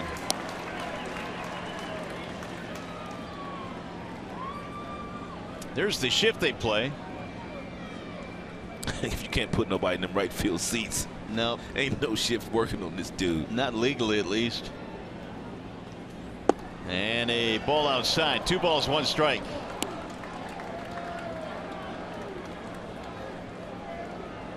Ortiz's home run in the 5th inning, his 23rd here at Comerica Park, more than any other visiting player in this ballpark. Here's the 2-1. Outside, 3 balls, 1 strike. And it looks like Wilson is basically pitching around David Ortiz, not really going to give him too much to hit here, even though the guy in the on-deck circle is not necessarily a comfortable at bat. And Big Papi's just done so much damage against the Tigers in his career. Bouncing ball right side, straight at Kinsler, and that's going to be another 1-2-3 for Wilson. Nice work. 6 up, 6 down against Alex. Coming up, the McLaren Health Plan 7th inning stretch.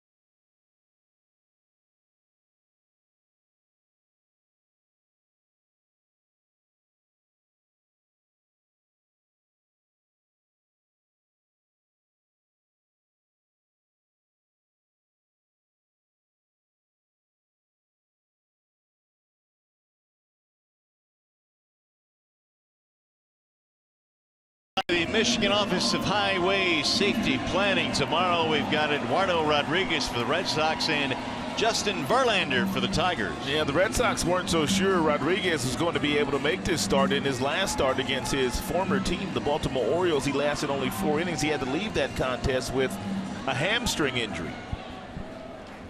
He'll make the start tomorrow. He'll answer the bell at least. He'll give it a go against Verlander in the finale in this series. Here is Victor Martinez to lead it off, and he looks at a strike. 0-1. Victor, then JD, then Justin Upton. Heath Hembree is still out there. 3 runs, 8 hits for the Red Sox. 1 run, 4 hits for the Tigers. There's the shift against Victor. And he hits it right into the shift to Pedroia. He'll backhand it. And Victor's out of there, 1 gone.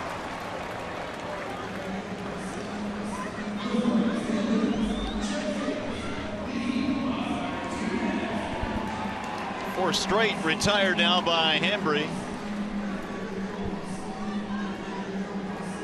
More action in the bullpen for the Red Sox. Righty-lefty combination warming up.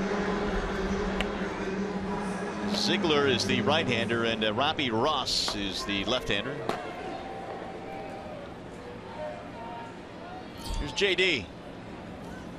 Swinging a drive deep into left field and gone.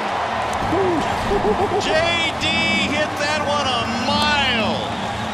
It's still going.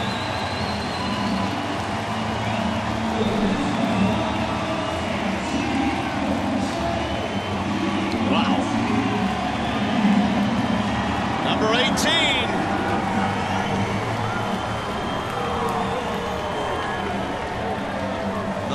gets you there.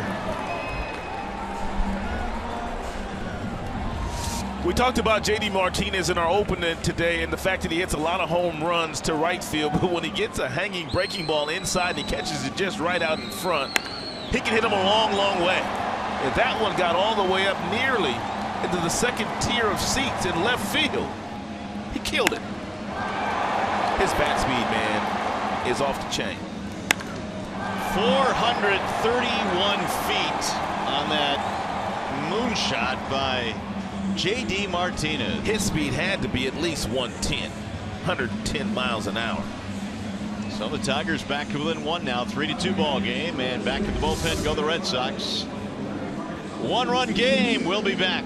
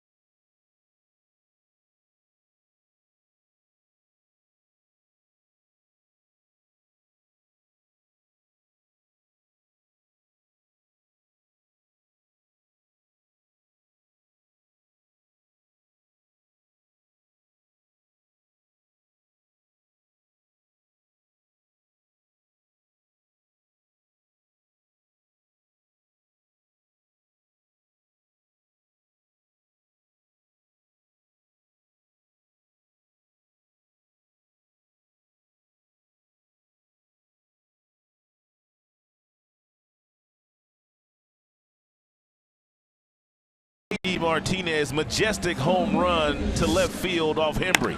It's a hanging breaking ball that he absolutely crushes.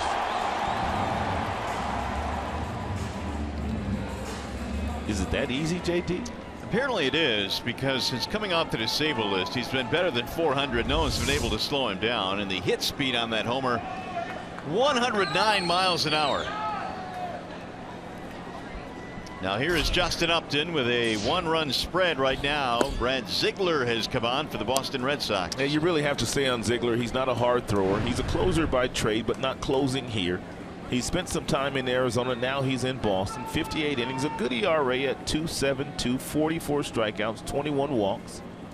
Had a rough day the other day here when the Tigers were able to snatch game one of the series on Thursday. Yeah, blown save for Ziegler. One inning, he walked a couple. Swing and a miss out in front was Upton. In the last 3 weeks, the Boston Red Sox have lost leads late in games they probably should have won had they had the lockdown bullpen they had at the beginning of the year. They should probably be 4 to 5 games up in first place right now in their division. Upton fouls it off, and the count levels now 2-2. So the Tigers have new life after that home run. But Wally Joyner now going over the particulars on Ziegler. 3-2 ball game. Tigers have a couple of solo shots tonight. JD and McCann. Swing and a miss. Down he goes. Upton is out of there. 2 gone.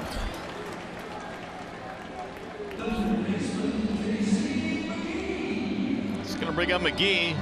Ziegler's top fastball is about to 85, 86 miles an hour. He also throws quite a few sliders. Those are about 72 to 74 miles an hour. And he throws some changeups, about 30% of them, and the velocity about 77. So you get the idea, not a hard thrower.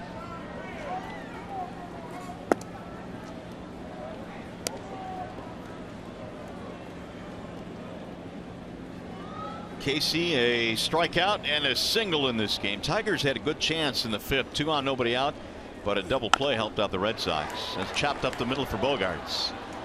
On the run, he'll throw him out. That'll end the inning. Tigers get one back though. JD, man, look how far this thing goes. A long way. For Martinez, number 18. Tigers baseball tonight, presented by Bell Tire.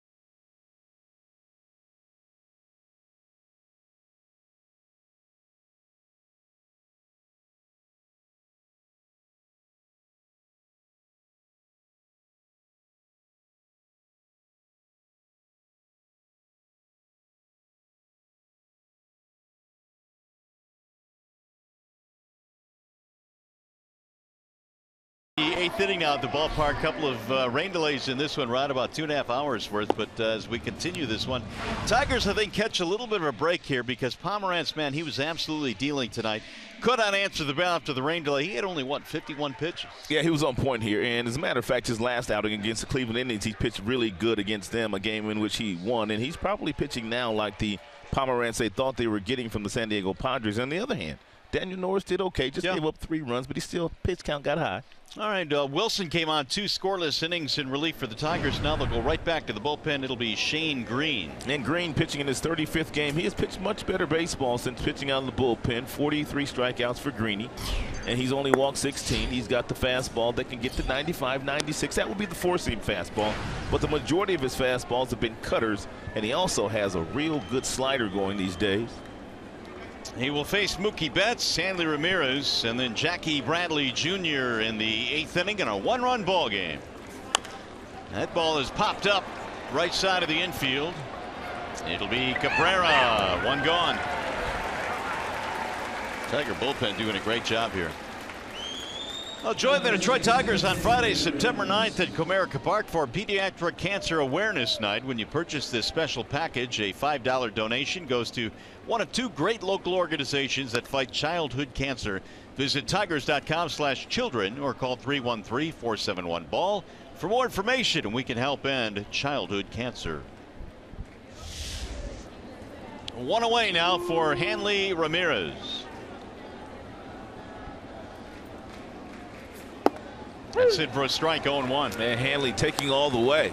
Yeah, took that bender at 81 miles an hour out of the hand of Green. 7 straight retired by the Tigers bullpen after coming on in the rain delay, the 2nd rain delay. Quietly, Hanley having a pretty good year, Mario, too. He's hitting 280 with 16 big flies, and he's driven in 76. And he has had to play a new position this year, first base. So he's got a legitimate shot of possibly getting to 100 ribbies this year with a hot 5 weeks to go. 0-2 on Ramirez.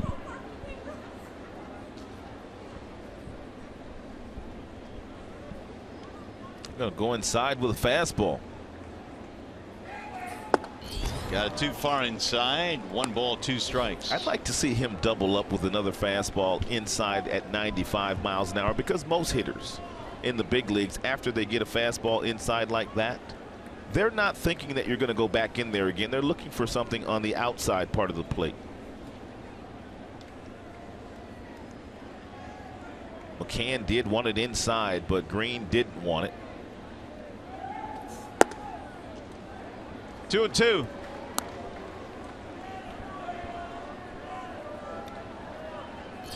On deck is Jackie Bradley Jr. Hanley Ramirez, 7 years for the Marlins, spent a couple of years with the Dodgers as well.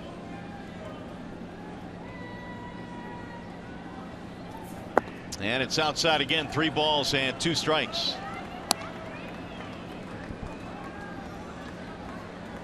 The Red Sox have not had a hit since the Ortiz 2-run homer put them ahead in the 5th.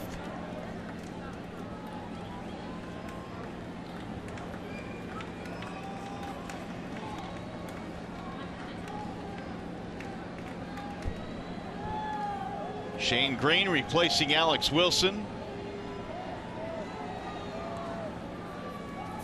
Swing and a miss, struck him out. There goes the helmet, and it's strike 3, 2 gone. Ooh, the Tigers' pen's rolling now. It's a good pitcher by Green. It's a breaking ball in a beautiful location off the plate, and a huge swing by Hanley Ramirez. Comes up empty.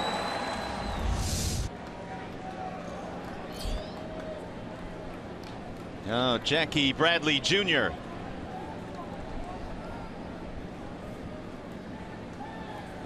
Shift on for Bradley. Strike 1. And Bradley, dead pull hitter. And a lot of the Boston Red Sox hitters are dead pull hitters. Bogaerts, pull hitter. Ortiz, pull hitter. Ramirez, he'll spray the ball around. Ortiz, dead pull hitter, as I mentioned. But yet these guys are hitting 300. Sprayed foul out of play. 0-2 now on Bradley. And now McGee will back up and move over toward shortstop. And more than likely, Jackie Bradley will not bunt anymore. Matt Barnes warming up in the Boston pen. He'll be next.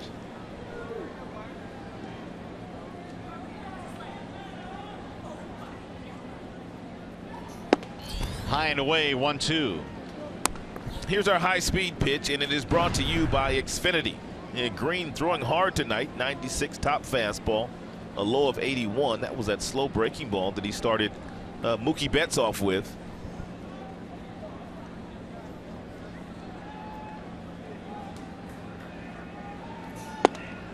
Inside, 2-2 Bradley.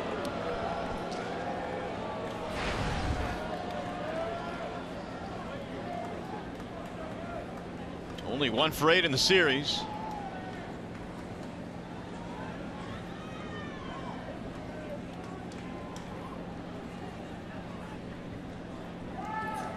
That'll bounce in. Now the count will go 3-2. Aaron Hill waiting on deck.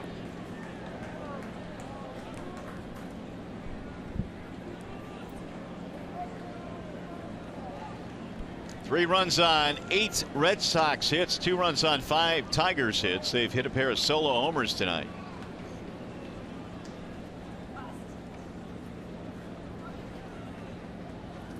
Swing and a miss, struck him out. A 1-2-3 inning for Shane Green. Tigers bullpen is coming on after the rain delay. 9 up, 9 down. We'll go to bottom of the 8th.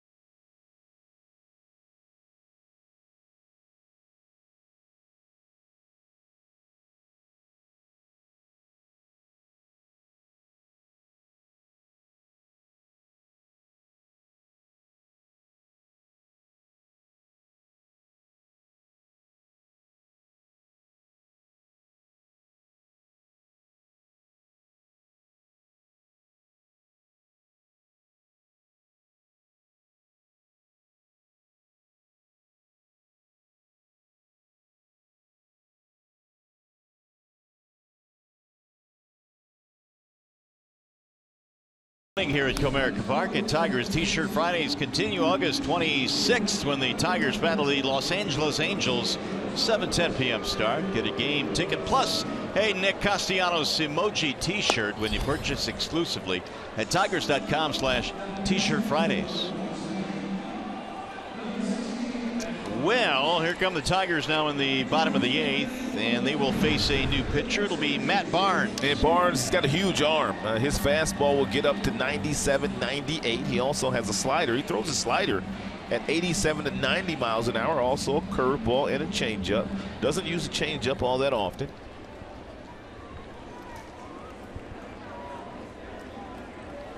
Here is McCann to get it started. It'll be McCann, Romine, Kinsler in the bottom of the 8th.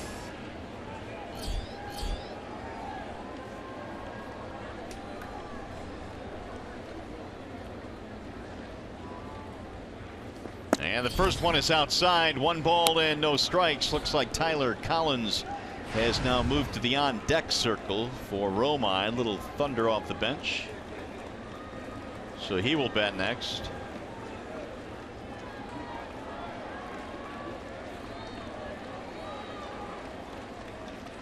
Here's the 1-0 pitch.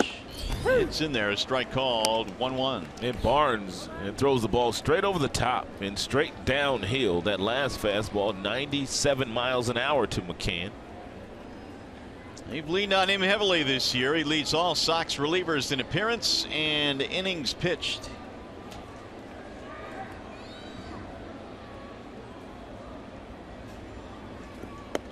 Way high and outside off the glove of the catcher Holiday. This was the only blemish on Drew Pomerantz's resume tonight. It was a solo shot off the bat of James McCann. That was in the bottom half of the 3rd inning. Told you that Pomerantz has been bitten by the home run ball all year. Every Red Sox start this year, he's given up at least 1 homer.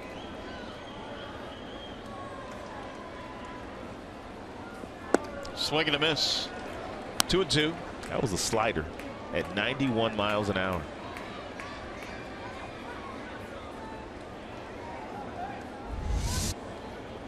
Look at it come off the fingertips.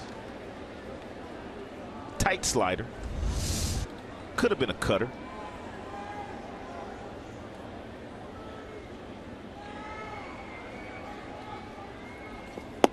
Checked it. Did not go. Now 3-2 on McCann.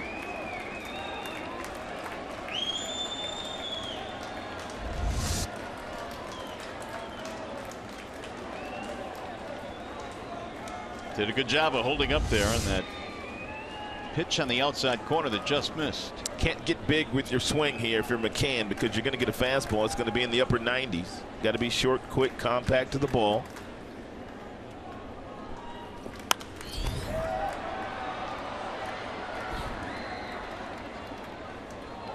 Barnes pitched his college ball at UConn. He is from Danbury, Connecticut.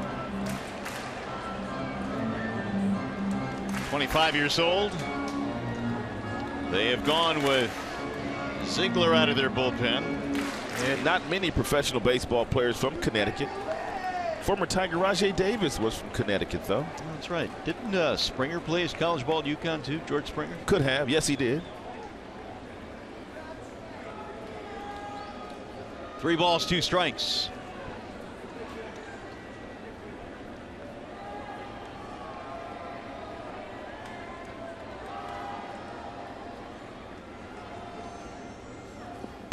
And he walked him. The leadoff man is on.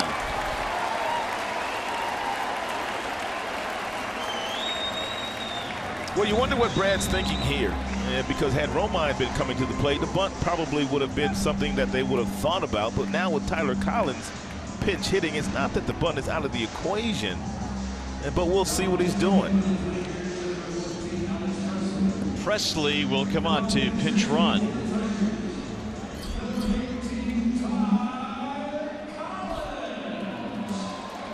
So Presley pinch running, Collins pinch hitting.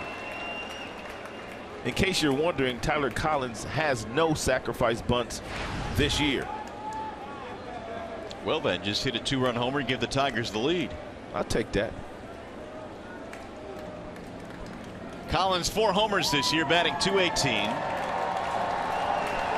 Had that big home run in Chicago on a recent road trip for the Tigers in a pinch hitting role. Hill is on the grass at third base. No sign of bunt there. Strike one on Tyler. By the way, Barnes did play collegiately with George Springer a couple of years at UConn. They were teammates there. The right-handers walk the leadoff man here in the 8th inning.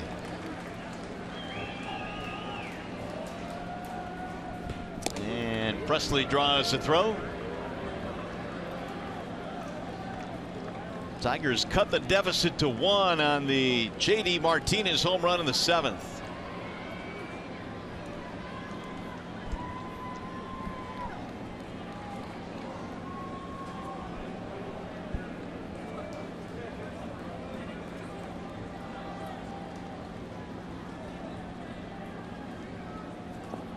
Swing and a miss. 0-2 on Collins.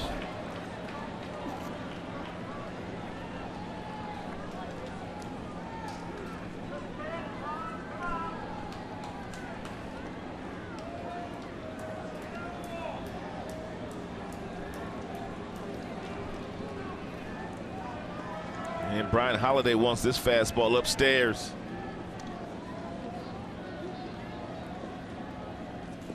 Swing and a miss. He struck him out. Well, they worked that plan to perfection. 1 gone.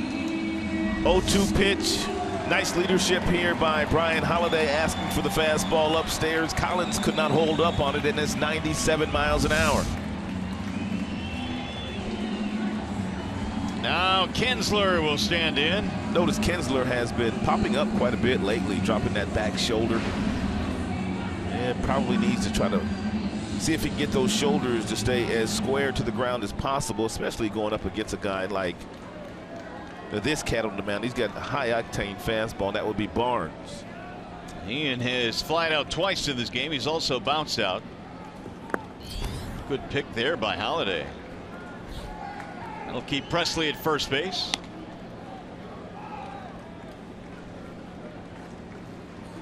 Hembree came out of the bullpen after the delay. Went an inning and a third, gave up the home run to J.D. Martinez. Then Ziegler got the last 2 outs in the 7th. Now Barnes here in the 8th. You can run on Barnes, but you better get a good jump. And Brian Holiday's a pretty good thrower. And Presley does have some speed. He's got a good lead.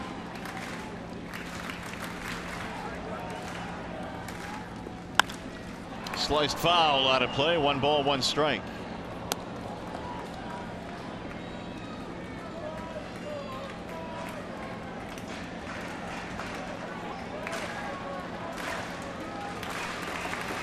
Tigers tonight have been out hit 8-5. They trail by a run. It's an area where the Red Sox have really faltered in the second half of the year, their bullpen. Now the 1-1. High, ball 2.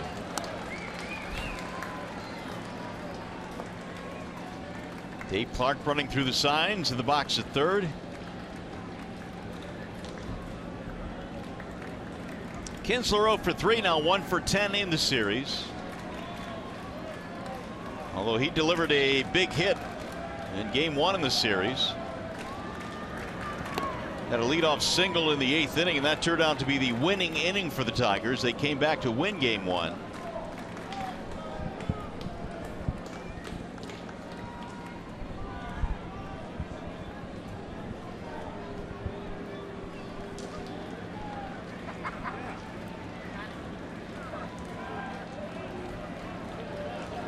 And another toss back. Presley back in there.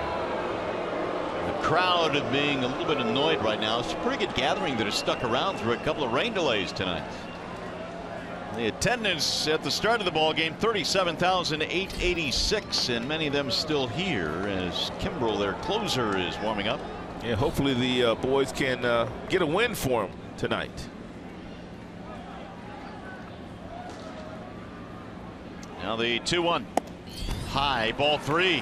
Kimbrel getting loose early. Looks like John Farrell might just use him in the 8th inning here tonight if he gets himself in that situation. And it's funny that he would do that because we were talking about that in his office today. He says he's done it 3 times already with Kimbrel, and all 3 of the occasions have not gone well for him. Ian now is ahead in the count, 3-1.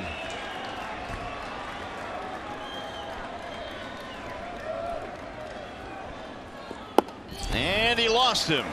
Nope. Strike call. Nope. Ball 4. John, he's going to go get his closer maybe. Kinsler was hanging around. He was finally told to go to first base. Let's see what John Farrell does here.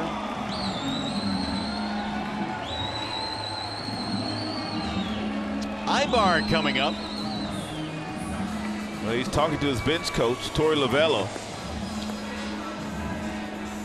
He may stick with Barnes here to get Ibar and then maybe go get him if Miggy comes up. Only 1 out. Tying run now at second base.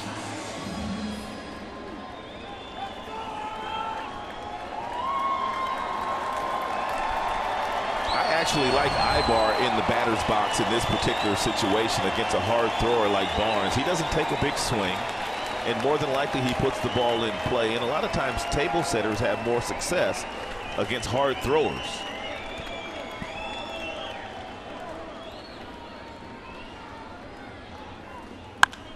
He popped him up. Left side, long run for Bogaerts. He'll get there for the 2nd out. So Ibar retired on 1 pitch. Well, here comes Miggy.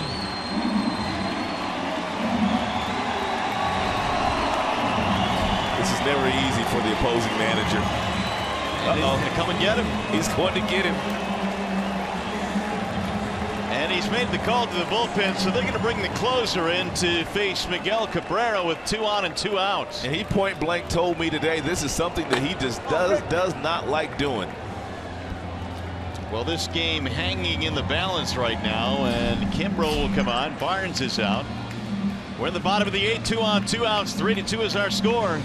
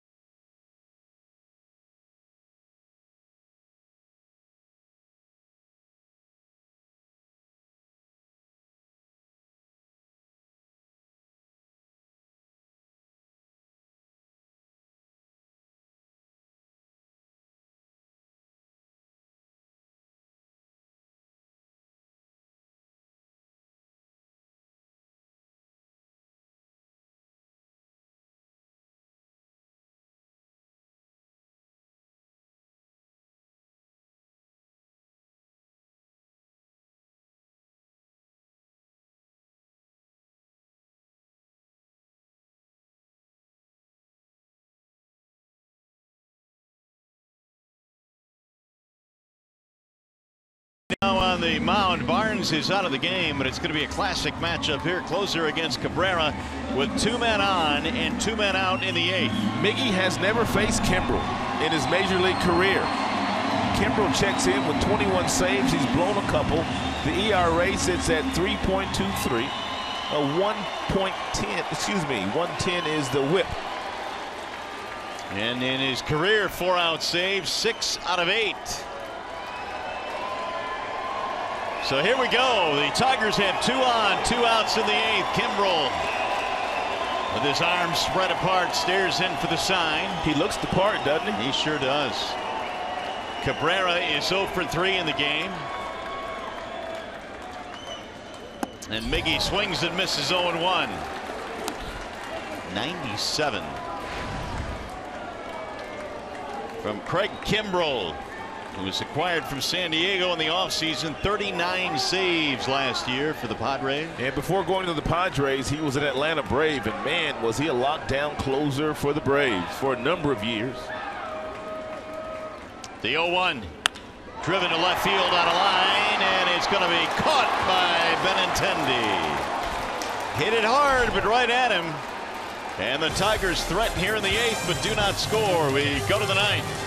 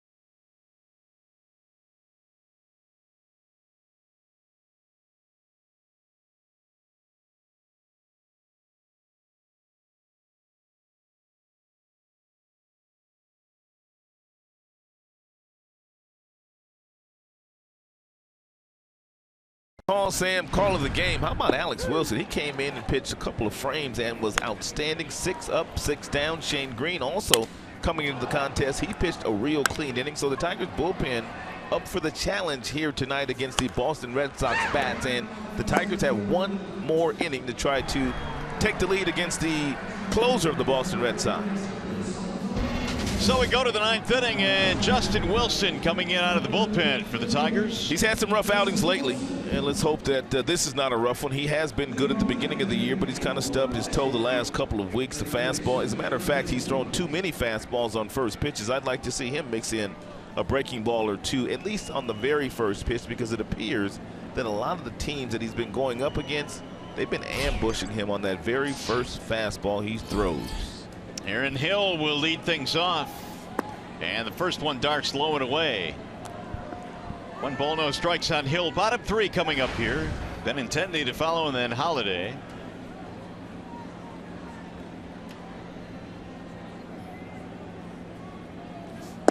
That's in there, a strike right at the knees. Good fastball at 94 at the knees, outside. Great location. Saltalamacchia behind the plate. Collins stays in the game to play center. Now the 1-1. 2-1 on Hill, who in the ballgame tonight is 0 for 3. 3 fly ball outs.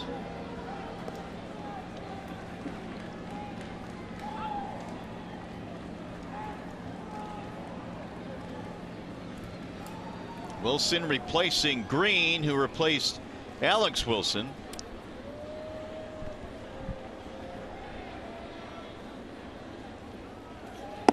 And and a strike call. 2-2. Right at the top of the strike zone against Hill.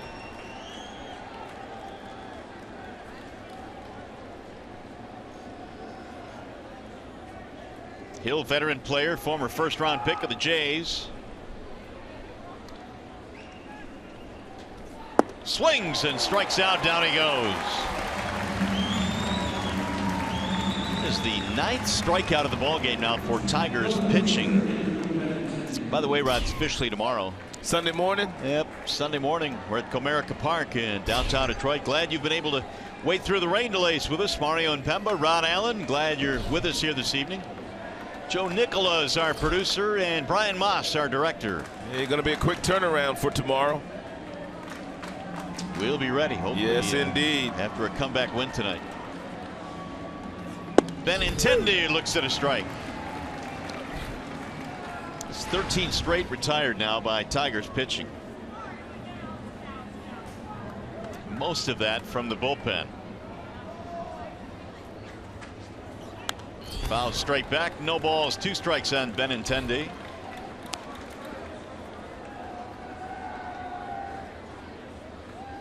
Tigers in the bottom of the 9th will have Victor Martinez, JD Martinez, and Justin Upton.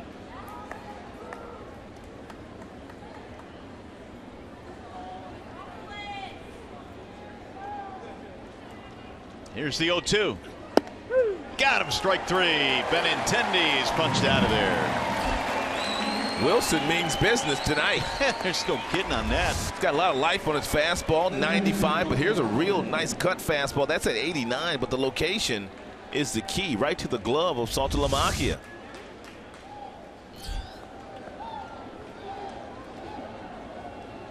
Ten strikeouts for Tigers pitching. Last 4 and Boston Red Sox have gone down with strikeouts. Now Brian Holiday.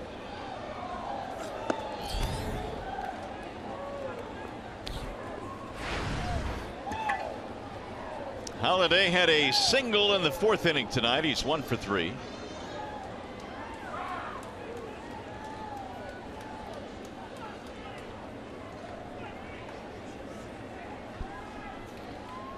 Here's the 1-0. Lifted foul back out of play, first base side.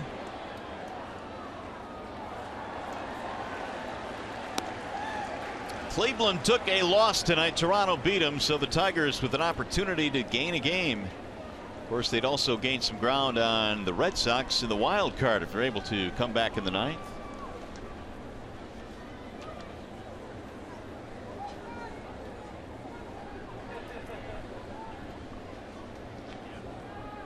Now Wilson's 1-1.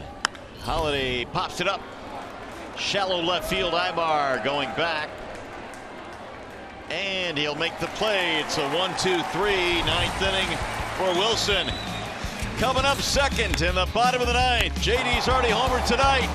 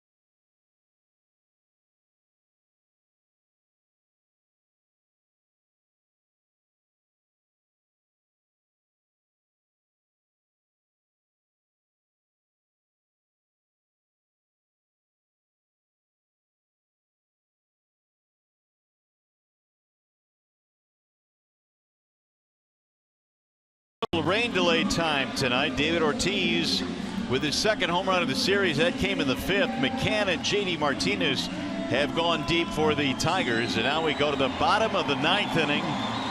Tigers down by 1. It'll be Victor Martinez, J.D. Martinez, Justin Upton. Well, if Kimbrel's able to get this 4-out save here tonight, he will have earned it. He got Miggy to fly out to left. Now he's got to go through Victor Martinez and J.D. Martinez, and followed by Justin Upton. A lot of heavy lifting tonight for their closer, Kimbrel. Victor in the ball game is 0 for 3. It just goes to show you how important this game is for the Boston Red Sox. Most managers do not like to use their closer for more than 1 inning. And Victor looks at a strike. Nice little breaking ball there thrown by Kimbrel. He does have 96-97 with his fastball.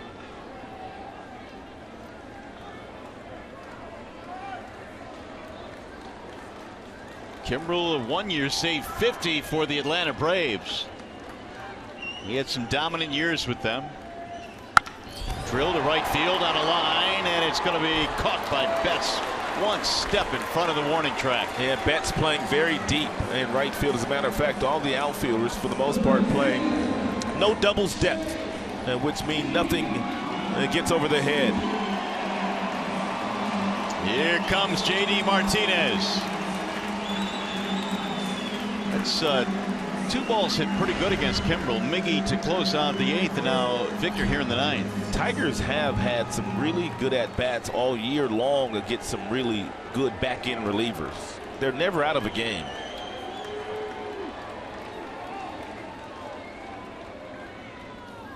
J.D. lines one foul to right field. Gotta love these numbers, don't you? Money. 32 homers in 7th inning or later. That is 3rd in Major League Baseball since he put on the Tigers uniform. He hit one in the 7th inning with 1 out, a solo shot off Hembry to make it 3-2. Swing and a miss, 0-2 on J.D. Martinez. Kimbrel had knee surgery earlier this year, was out about a month. Didn't he hurt that shagging for some fly balls in the outfield or something? Yes, he sure did. That was shades of Mariano Rivera a few years ago before Mariano retired. Missed it high, 1-2.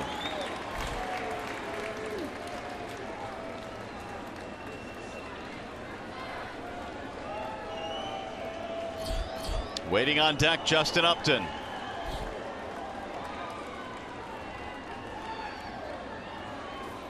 Outside again, 2 balls, 2 strikes.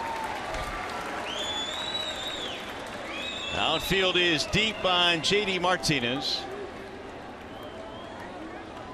And you can see they're swung around to right as well.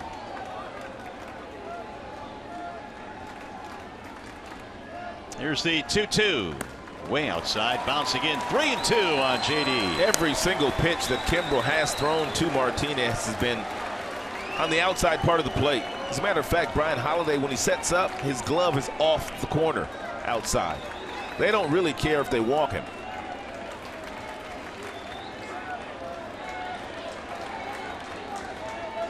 Going with a breaking ball here in the 3-2 pitch. Swing and a miss. He struck him out. Nasty. Located marvelously there by Kimbrel. Kimbrel's thrown fastballs at 98 to J.D. in this pitch sequence. Then he goes to a breaking ball there on the 3-2 pitch, and J.D. just couldn't hold up.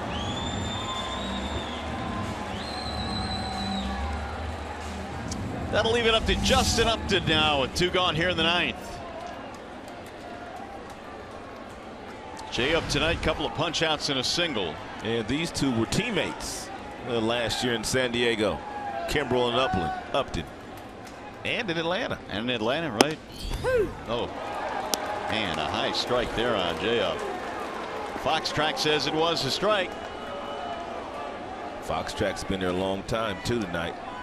A couple hours with that rain delay. Perhaps some water got in the wires.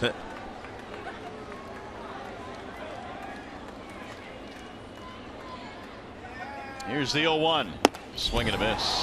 They ain't messing around. No, he's on 98, and he just flew it right by him. And Justin's going to have to guard against this next fastball that's going to be about 97, 98 in that same location.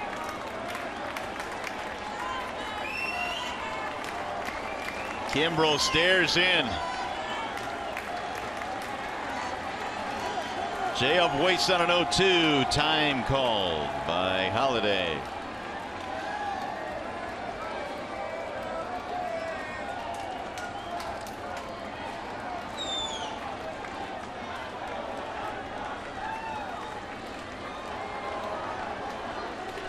There he is, David Ortiz.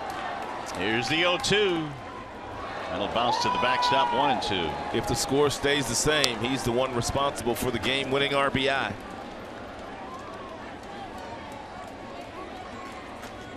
Strikeouts per 9 in history. Only Chapman is higher than Kimbrel. Kenley Jansen and Rob Dibble. Nasty boy. Former Cincinnati Red. He wasn't playing with a full deck either. Here's the 1-2. He wasn't, man. He was not playing with a full deck. Where did that come from? I don't know where it came from, but he wasn't. 2-2 on Upton. Should he reach? McGee waiting on deck.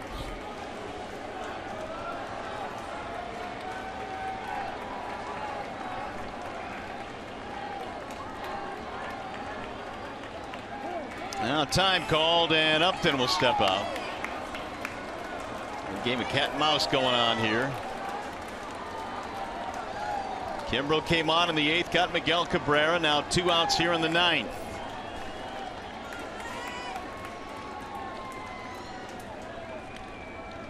Here's the 2-2. Swinging a drive in the air to center field. That ball is hit well. Track. Whoa! Go! It's off the top of the wall. Upton is on his way to second. He'll pull in with a double. It looked like it was going to go. It sure did. And J-Up can't believe it didn't go.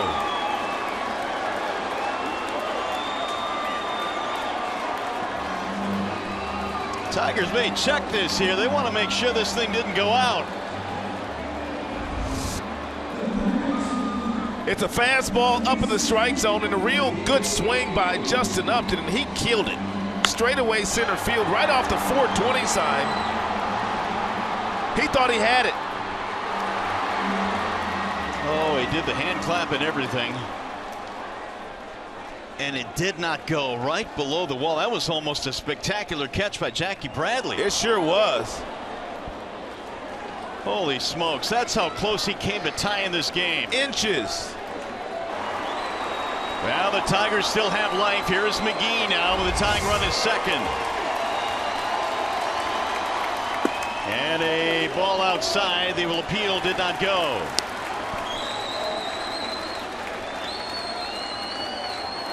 How did that ball not go out? I don't know. There's already been 12 home runs hit to straightaway center field this season.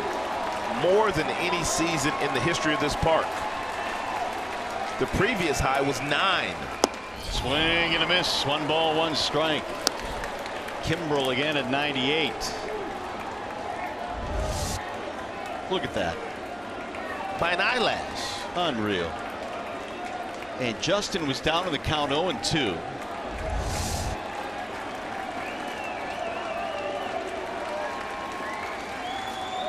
Here's the 1-1. Way outside. 2 balls and 1 strike.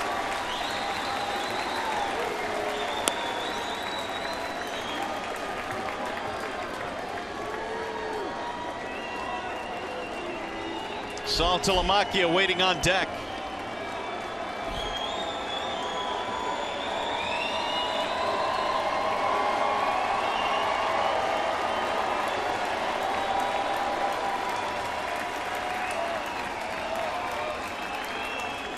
Here's the 2-1. Popped up foul, back out of play. Now 2-2. Boy, I tell you what, Kimbrel's still coming back with that 97, 98. Upton caught up to it and drilled it off the center field wall for a double. McGee has seen Kimbrel 9 times in his big league career. He is 1 for 9. How about 2 for 10? I'm in.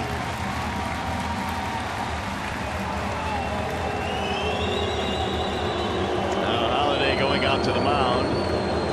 A huge tip of the cap to the fans that have stuck around here tonight. They have endured 2.5 hours worth of rain delays. One at the beginning of the game, one in the middle of the game. Look at that little fella. He's wide awake after midnight. I think Upton woke him up.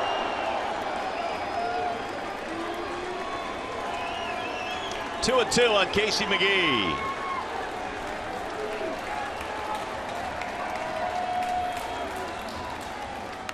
Ooh, we just got a piece to stay alive. It's so hard to lay off of that cheddar that's upstairs, especially with that kind of velo. And it's so many pitchers are using that pitch to their advantage these days. Seems like everybody is actually. Yeah, Justin Upton caught up to one though, and Kimbrel didn't get it quite high enough.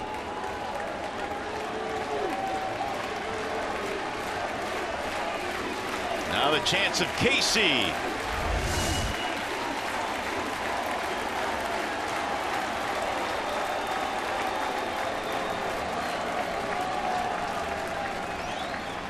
Swing and a miss. He struck him out. And good call by John Farrell going to his closer in the 8th inning, because had he not gone there, they probably don't win this game tonight. So Upton's double misses a game-tying home run by an eyelash, and Kimbrel puts the finishing touches on the win by striking out McGee. Big Poppy with a game-winning hit tonight. Final score: Red Sox win it 3-2.